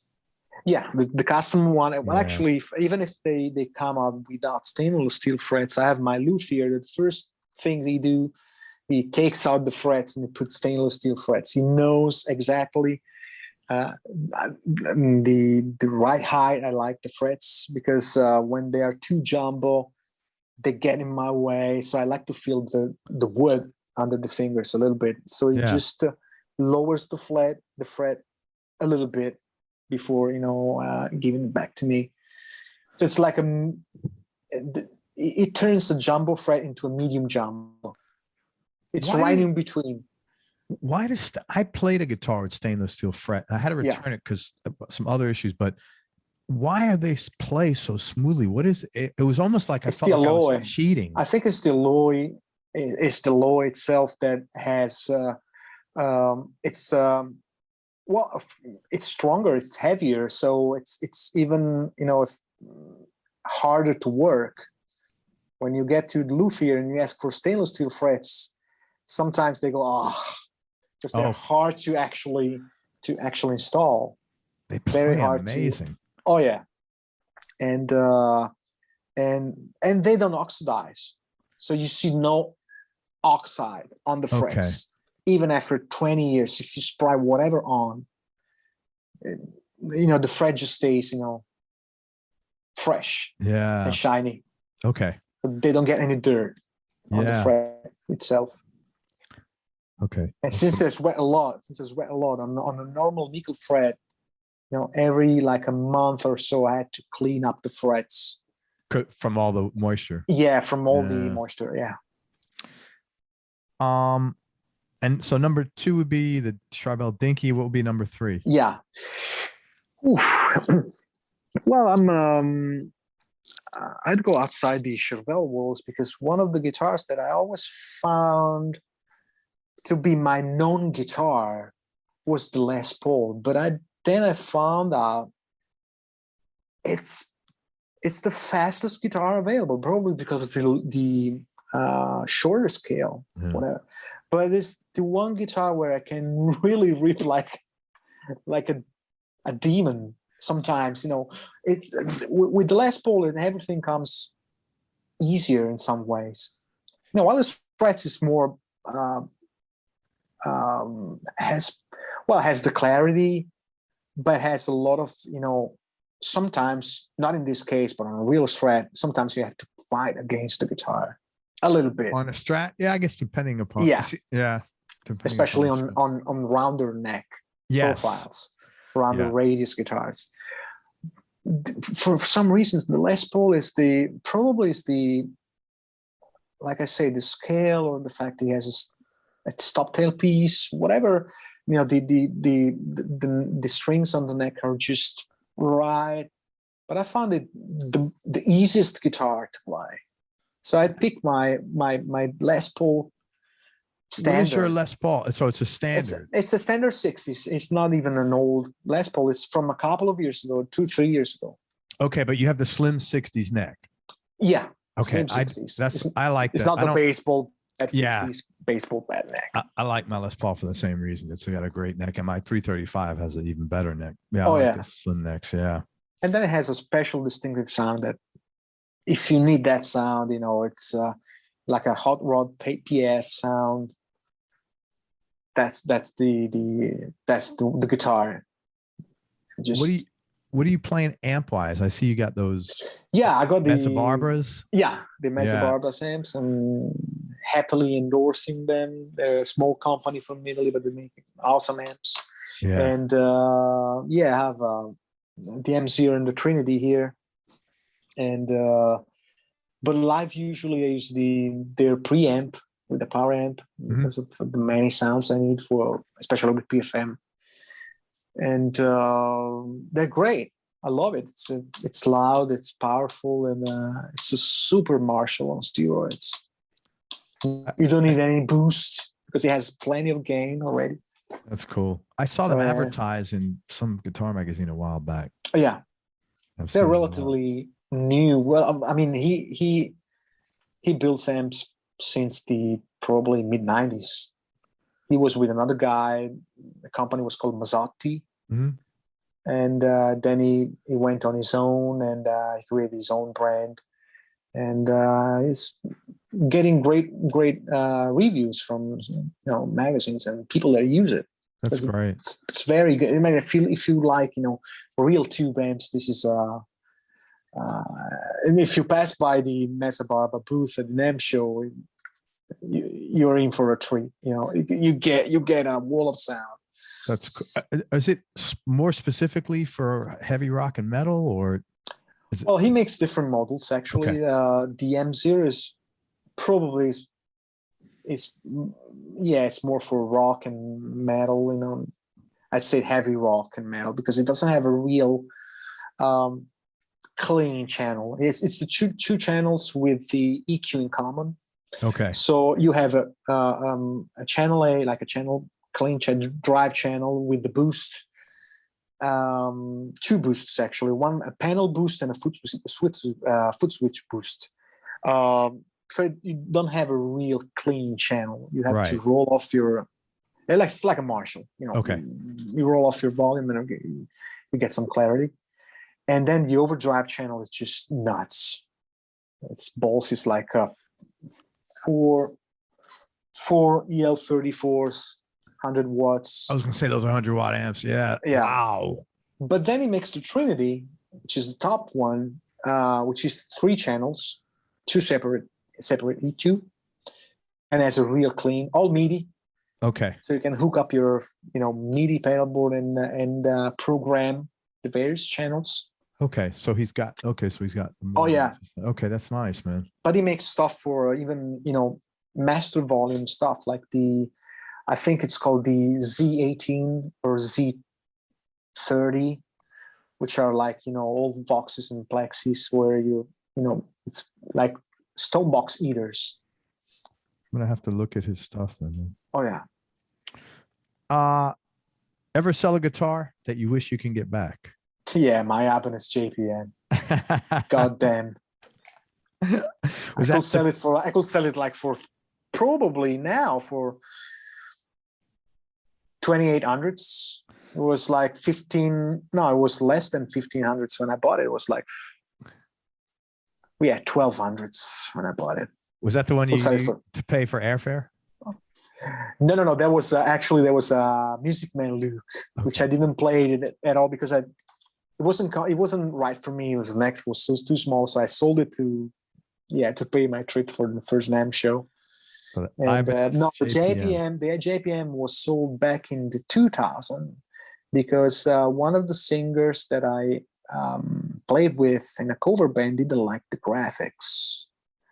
She was like, you're gonna go up on stage with me with that guitar, because he had all the Picasso graphic on the guitar. It was that kind of, I don't know if you ever seen a JPM. No, I never. Okay, have. it has a sort of Picasso. All right, picture graphics. Yeah, Ibanez all colored JPM.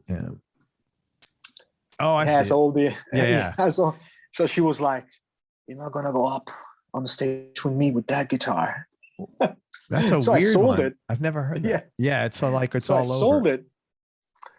I sold it, and I got a Music Man I got a Music Man JP to stay in the ballpark, and just to stay in the same neck shape and things. And then regular Ibanez. Yeah, I've never heard of anybody getting frustrated about the decal. Oh yeah, she was nuts about Luke and everything. Yeah, because it was a cover band. We did like Annie DeFranco stuff. Okay. So it was more pop rock. Yeah. And pure rock. So she was like concerned about the look, and she's like, I hate that guitar, the graphics. Wow, first time I've heard that, man. Funny, I saw Alanis Morissette about 2 weeks ago. She killed it. She was still playing amazing. Oh yeah, great concert. Unbelievable. Man. Worst gig ever. Do you have a worst gig ever story? Last one I've done. The last one I've done with PFM was probably my worst gig in years. Why? Because everything was wrong. Because we didn't play in a while. Oh, it was after. It was recently. Yeah, it was last August.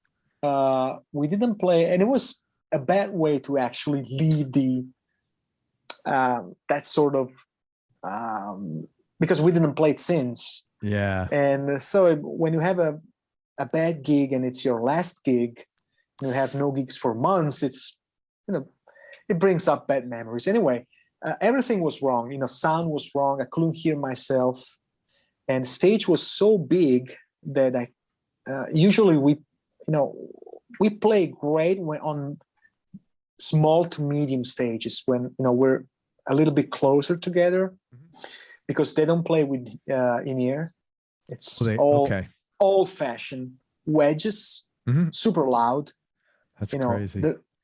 The drummer just plays as hard as he can. It's pure 70s. Anyway, so in-ears not allowed. So I have actually the rest of the band has to hear my guitar from my cabinet. They have no guitar in their wedges. They have to hear the guitar coming from my stage position.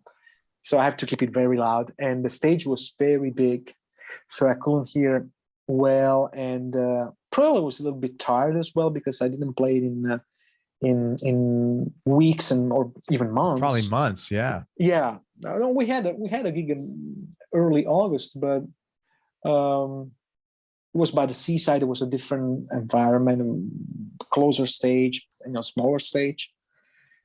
but that one for some reason didn't work out. And yeah, at some point I even forgot about at the very beginning of a song that never happened before. I was like, how's that song going? You know, Oh, you just yeah. The whole thing. I just forgot the whole song, and I had to start it. And just Oh my God, that's. I was like, and I started turning around to the keyboard player. How's that song going? It was like, all I have is notes on piano because he was reading his charts. All I have is piano starting at bar 8. Fuck it. So I went to France, the drummer, said, how's that song going? And it was like, he kind of sang it to me a little bit. So everything came back together a little bit. Slowly came back together. First time in my whole career that I forget about a song. So you need another gig to make this right. Yeah. I need another gig or whatever to make, to prove myself I'm still able.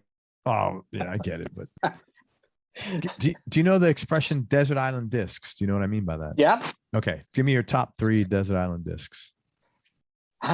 Which may change tomorrow. Right. Just for this minute. Yeah. Just for this minute. For this minute.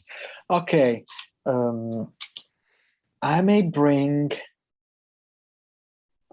Well, I have to bring Images and Words from Dream Theater, even if I don't listen to it in a while, because it's a record that meant a lot to me. It's the record that, after that, I wanted to be a guitar player. After hearing that record, I was totally into it for, probably from 8 in the morning. I was waking up, listening to the record, and then going to school, coming back home for lunch, listening to the record all over and over, trying to, capture things, from the mix, from the guitars and the keyboards and what was happening behind. I used to, when we had cassette tapes, I used to put, the headphones out of phase to hear what was in the background. Wow. It's something that today you do, you press a button on any software and you put everything out of phase so you hear what's in the background. So you cancel the phase ahead. But back then it was a special, it was a certain position on the pin jack of the headphones on the tape cassette on the Sony Walkman. That's hilarious, man. Phase cancel what was going on in the tape. So that record was, I have to bring that one. Then again, I'd say one of the records I've listened actually not metal related. It's Sting's Mercury Falling. It's one of the albums probably that I like the most. Well, it's one of those records that I like everything about. The mix, the songs. Sting's Mercury Falling. Mercury Falling. I think it's mid-90s. And Toto, Kingdom of Desire, the last one with Jeff, 1991. Yeah, that's been on my top 3 for a while. Yeah, it's pretty different. Those pretty. Yeah, the different stuff. Yeah, it's really cool, man. Tell me something you want that you don't have right now. Could be something like physical, or it could be something just a way of thinking or whatever. Well, I'd really like to get out and play. Yeah. Whether if it's clinics in front of 20 people, or just a gig with PFM in front of a couple of thousands, whatever. But I need to get out. Yeah. And play. Have a mission, which is not just sitting on a chair and writing, or just being 24 hours in front of a monitor and screen, and I need to get out. Yeah. And share this with other people, not just doing it by myself. You were saying not until next year? Yeah, probably late January. Will Icefish be touring again? That depends. Icefish has always been a problem because of the PFM schedule. So we had, because PFM schedule is not It's not like a close schedule where you know you're gonna play from this to this day. It's, you know, anything can enter anytime. Okay. So it just happened to pop gigs, you know, pop-up gigs, February, March, May. Then there could be like 10 days off and then pop up another gig. So it's an open calendar. Yeah, it's tough PFM. to manage. So, and we did it like 2 years ago because I think I sent an email to the management saying I'm off to tour with my band from this day to this day. Now do whatever you want. They made it happen. Yeah, for it. Yeah, they made it happen. And, would you guys open for PFM? Would that be not too weird? Well, I don't think it's the right band to open for PFM. Yeah, well, first of all, there will be two different gigs and totally different gigs. One with the 7 strings and the other one totally different. So Yeah, it will be like, because PFM, you know, PFM shows is like at least 2 hours. okay. So it will be like under 3 hours of show. Yeah, A lot of stuff, different sounds, because with Icefish, I use a complete different setup. I use 7 strings, I use digital, I use fractal stuff, or yeah, sometimes I've used the camper as well, because we need a very tight sound that may require, you know, a lot of pedals to use the real amps with it and have that metal sound. So, and even for portability, because we don't have a van or a backline truck. So totally get it. we travel, you know, with our own bags and things. And but no, I'm not sure it will be a fit, an option. Yeah. To open for PFM. I would love to see Icefish tour the States. I know how ridiculously hard that is, but. Well, we did a tour 2 years ago. We didn't touch the States because of paperwork and I know and visas and all it that costs an arm and a leg. Yeah. In every band I talk to in Europe that used to tour here, they're like, look, we'd love to come back, but it's like $10,000 a person. Yeah. And then we go and we may make money. We're in the, you know, it's going to cost us money because we're not going to recoup all the, right. You know, it's just, they make it really difficult. I don't understand what the purpose of that is. Touring the US is for rich people. I mean, if you're rich and you want to invest something and you can afford, you know, paying a it's for big acts. It's for big acts because it can't. Yeah, for big acts. Right. It's not affordable. Like, no. You know who's coming here? I had him on the show, Andreas Kisser from Sepultura. Okay. And they're in Brazil, which is not far away, but I don't know how, you know, I don't know how that they still got to go through the visa process. Well, probably. I've heard of a lot of bands have, you know, like buy-on gigs where they have like support bands that. Okay, that they're paying to play the gig. Yeah, they're paying to play the gigs. Okay, so maybe that's it. Recoup the some of them recoup the visas. Yeah, so they can at least make a little money because they're that makes sense. So they got local bands, US bands, and they play on buy-ons, so they recoup the visas costs. Okay, that's one of the. Yeah, that will be one of the. Well, hopefully for Icefish it will be just the 3 of us because Virgil is an US resident. Oh, he is. So, okay. Yeah, he lives in LA. Okay. So it will be the 3 of us. Still will be a lot. Still 30 grand. Yeah. That's ridiculous, man. Yeah. So anyway, I hope one day, you know, we could make it because I really love playing the US. Every time I play the US has been great. Whether we you got a lot of fans here, man. Oh yeah. But dude, I told like 3 people that you were coming on the show. I had a band. Holy shit. I had a band I played with a band and we did a pretty crazy tour for the time. It was 2011 and I was playing with this New York-based band called Creations End. There were a bunch of friends that were produced by John McLeuse and I toured with them and we did like an East Coast tour with a van from New York up to St. Petersburg, Jacksonville. That's just the top of Florida, Yeah, right? we did like Virginia, we did like South Carolina, we did Orlando, and then Jacksonville, and then we came back. So we did a hell of a tour in a van. Yeah, that's a big, and it was beautiful. that's a big tour. That's awesome, Yeah. man. Well, I hope to see you guys down here. That'd be great. Oh yeah. Do you have a hero? It was my father. Your dad.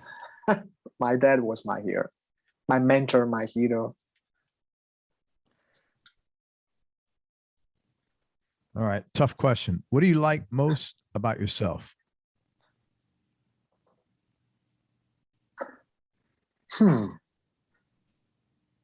Probably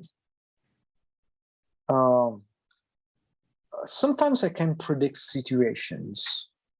I have a sort of sixth sense where I know that something can turn out wrong, really wrong, and that's what I tell my wife, I said it, and when she goes like, I didn't know what I told you.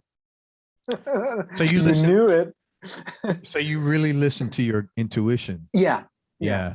Because I think everybody has some of that, but most people ignore it. Well, I've been pretty confident with my inner me because it helped me in various situations. I mean, this sixth sense, helped me to take the trains I had to take.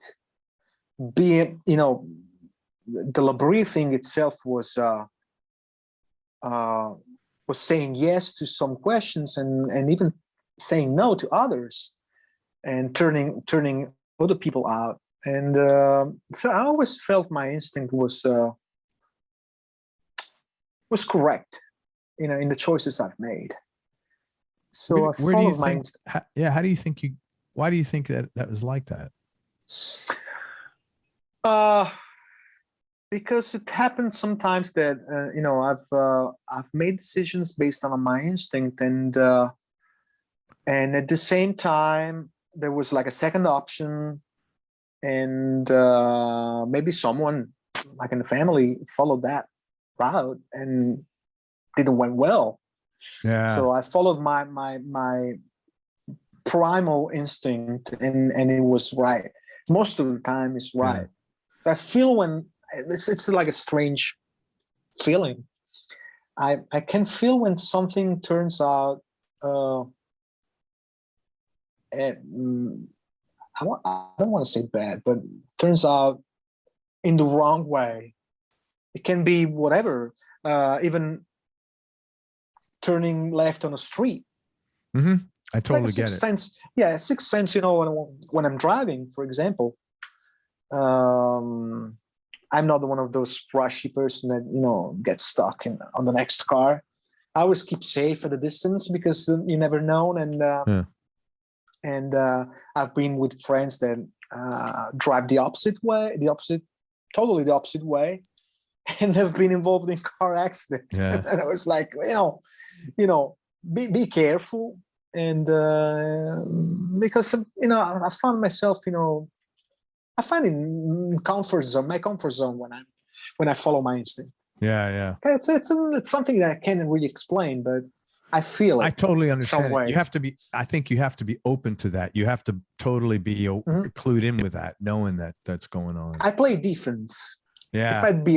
If I'd be a basketball player or whatever sport player, I'd be one of those defensive players. Instead of playing, offensive, I'd play defense.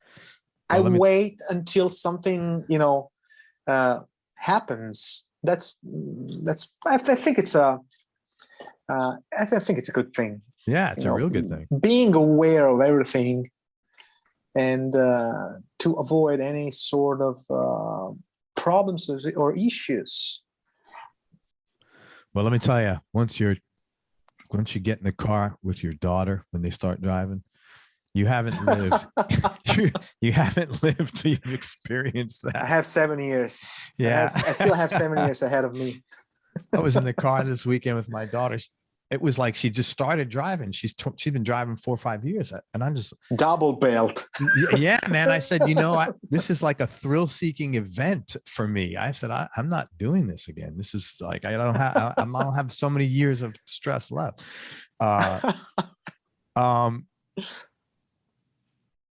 Happiest moment or happiest time in your life?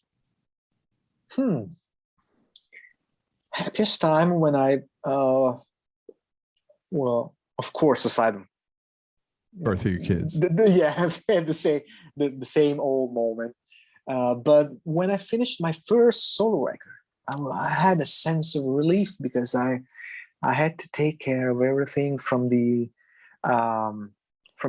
label contacts to the publishing details to the recording and all the guitars and all the mixing.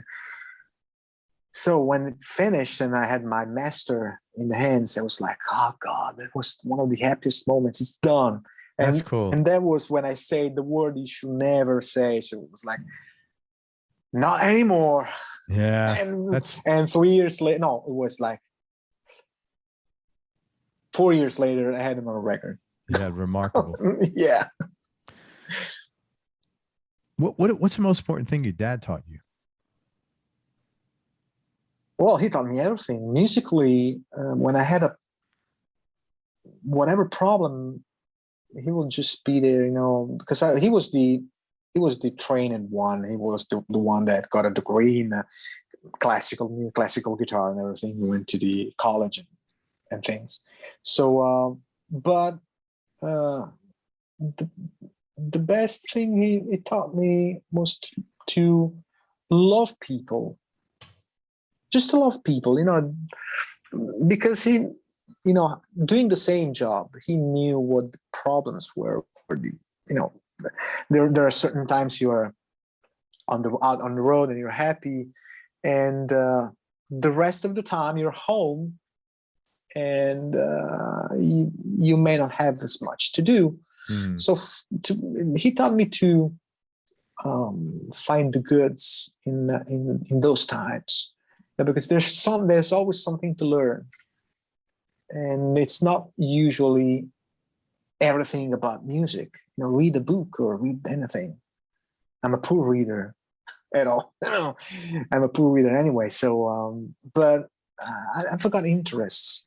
I got interest in anything else, computers and stuff, and maybe I don't read books, but I read a lot of articles and stuff over the net. So that's what he told me. How about your mom? The biggest lesson.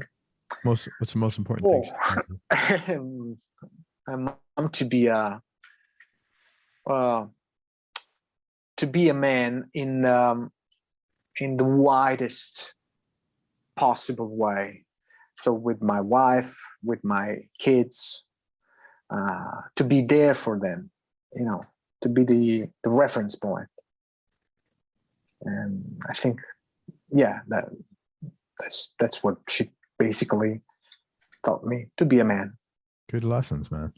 And you said you have hobbies outside of music. What, computers? Oh yeah, what else? Plenty. Well, plenty. I mean, computers has always been, have always been my under my radar since I was that small. Yeah. The C64, and then all the Commodore. The 8. Oh yeah, that's so funny. I haven't heard that 84. mentioned in a long time. Oh yeah, I had one of the first, actually. My father, my parents bought me a C64 when it came out. It was like 84. So I started to get my teeth on that, and then I went up to the DOS systems before Windows. Yeah, I knew how to program the DOS stuff, and that's so funny. How to format my grandpa's computer. That's so funny. I remember that. Yeah, and so computer has always been, even building computers. I build all my own stuff, and usually there was a time that I used to build, computers to friends as well. Mm. And it's always been my, probably, if I won't be a musician, I would be probably someone that works in the Coding or hardware. Yeah, Oh, hardware. Okay. yeah, and the hardware stuff, computer hardware stuff. Toughest decision that you've ever had to make? Toughest decision. Or most difficult thing you've had to do? To move. To leave To your move home? from south. Yeah, Yeah. to move from south to north. You know, that was a big question mark. Because I had BFM, but everything was new city, no help. If I need someone to be with my kids, it's a problem because I don't know anyone. Yeah. So that was a tough decision, leaving friends, family, and moving. But in the end, it paid off because life was harder down south, and my wife didn't have a job, and she found out a job as soon as we moved. Right. So yeah, more working opportunities for sure here, and I'm fine everywhere because I need an Ethernet cable, Yeah. and I can work from everywhere. I get it. Yeah. So, but I gotta say, life is probably a little bit easier here. Good. Less. It's more on the run for sure because North is known to be, the engine of Italy, working wise. Okay. But so everyone is on the run. Everyone is running everywhere. They're always at work, always with the clock on their hands. So we Southmen are, more relaxed. We take it easy. Everything is so easy. Coffee every hour. Yeah. Relax. That's what so, but in the end, I'm getting used. It's 6 years now that I live here, so it's getting used to it. And your kids have grown up there now. Yeah, basically, yes. Just a couple more questions. Best advice you ever gotten? Best advice is probably to go back to the musical world is to be open-minded because you never know. There have been times where I've stuck with some music that I thought it was my path, and then something else. When I got called from James, it was funny because I was doing completely different stuff. I was playing pop music, and I kind of abandoned the prog stuff because I didn't see the light with it. I didn't have a prog band because I didn't find the right people to have a band in that genre. But and then the James thing happened, and I had to immerse myself again into single notes and heavy rhythm stuff. In a way, to be open-minded and to actually to listen to music 360 degrees, never have any prejudice and whatever. So be open-minded. That's a good one. And biggest change in your personality over the last 10 years, or maybe 7 years, you're too young. And how much of that change has been deliberate and how much is a part of aging? Well, last year has been tough. And I feel I've changed a lot during the last 12 months. I kind of grown up even more because the fact I can have that word, just by calling my dad and asking for help, whatever the reason may be, it just made me, grow up a little bit more. And I don't give anything for granted anymore. Good. So yeah, if I have to make a call, I'll make it. And it's not. I understand it's sometimes postponing thing is not the best way to go with things because you never know what can happen. And I was much more shy before, And even if I had to make a call even to my mom, I was like, yeah, maybe later. No, it's more. But now you realize. Yeah, it's more. Yeah, I realized that life is may not be here. Short. Yeah. Later may not be here. And, that's good, man. And the unexpected is at the door. So you never know. And that applies to my mom as for anyone else. I take life more seriously, probably. Very cool, man. I want to tell people where to find you, and thank you for everything, man. And I wish you a ton more success, and hopefully you'll be back on here in a few years when whatever the next big project you got going on is. All right, so Marco has a few things going on I want to make people aware of. First of all, Icefish, check out the record. It's great. Check out his solo stuff. And actually, he has a lot of, he has some master classes on jam track guitar. He'll tell us about them in a minute because he's going to explain them. But JTC Guitar, jtcguitar.com. His solo records are on there if you want to buy them. If you want to stream them, you could find them on Spotify and a couple of them on Apple. But talk about what you're doing on Jam Track. Well, it's basically lesson packages. So there's pretty much anything from rock to metal to fusion. I've done a few packages plus a master class, which is it's taken from a solo. I took a solo. I wrote a piece of music and I wrote a solo over it and explained basically with licks and exercises how it came up to that solo. Okay, so very melodic. Why you're using these notes, soloing over these? Yeah, chords. Exactly. Well, with really licks, cool. It's not. There's no talk involved. It's just with licks and exercise, right. and what I call the melodic cells, which are small fragments of melodic ideas, and how I build them, even different ideas, and how I build them into a solo. So that's a cool thing. That is cool, and you can find that on Jam Track. Again, it's JTC Guitar. All his solo records are on there, and definitely just check out his music, man. He's a super talented guy, really melodic, and he's a fun player. You got some new stuff being released soon. Talk about that. Yeah, well, the new PFM is coming out, I think, October 22nd through Inside Out Records. So that's our latest effort. And then that's your first album that you're on with PFM. No, it's the second because I've done the previous one as well. 2017. Yeah, Emotional Tattoos. That was the previous one, and the new one is coming out at the end of the month. And then I'm writing for the new Icefish, and then the new James Labrie record, which is kind of a departure from his previous things because it's more of an acoustic record. I've played mostly acoustic lead. That's wild. But also few electric lead. There's a couple of songs with electric, but mostly it's an acoustic record.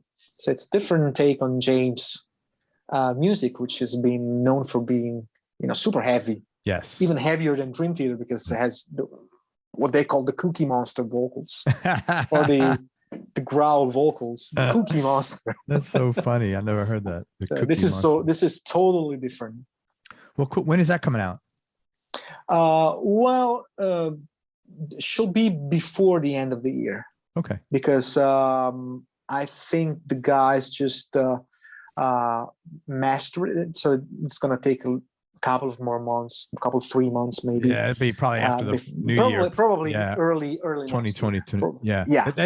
This will somehow turn into spring of 2022. This is how this always happens. Yeah. Oh yeah. But we will look for it. So that's the new James Labrie record and the new PFM, which is coming out but probably by the time this drops, the new record will be out. So check that out. And you're writing for Icefish? And I'm writing for Icefish with my buddy Alex. We're just exchanging ideas and riffs. I'm the riff.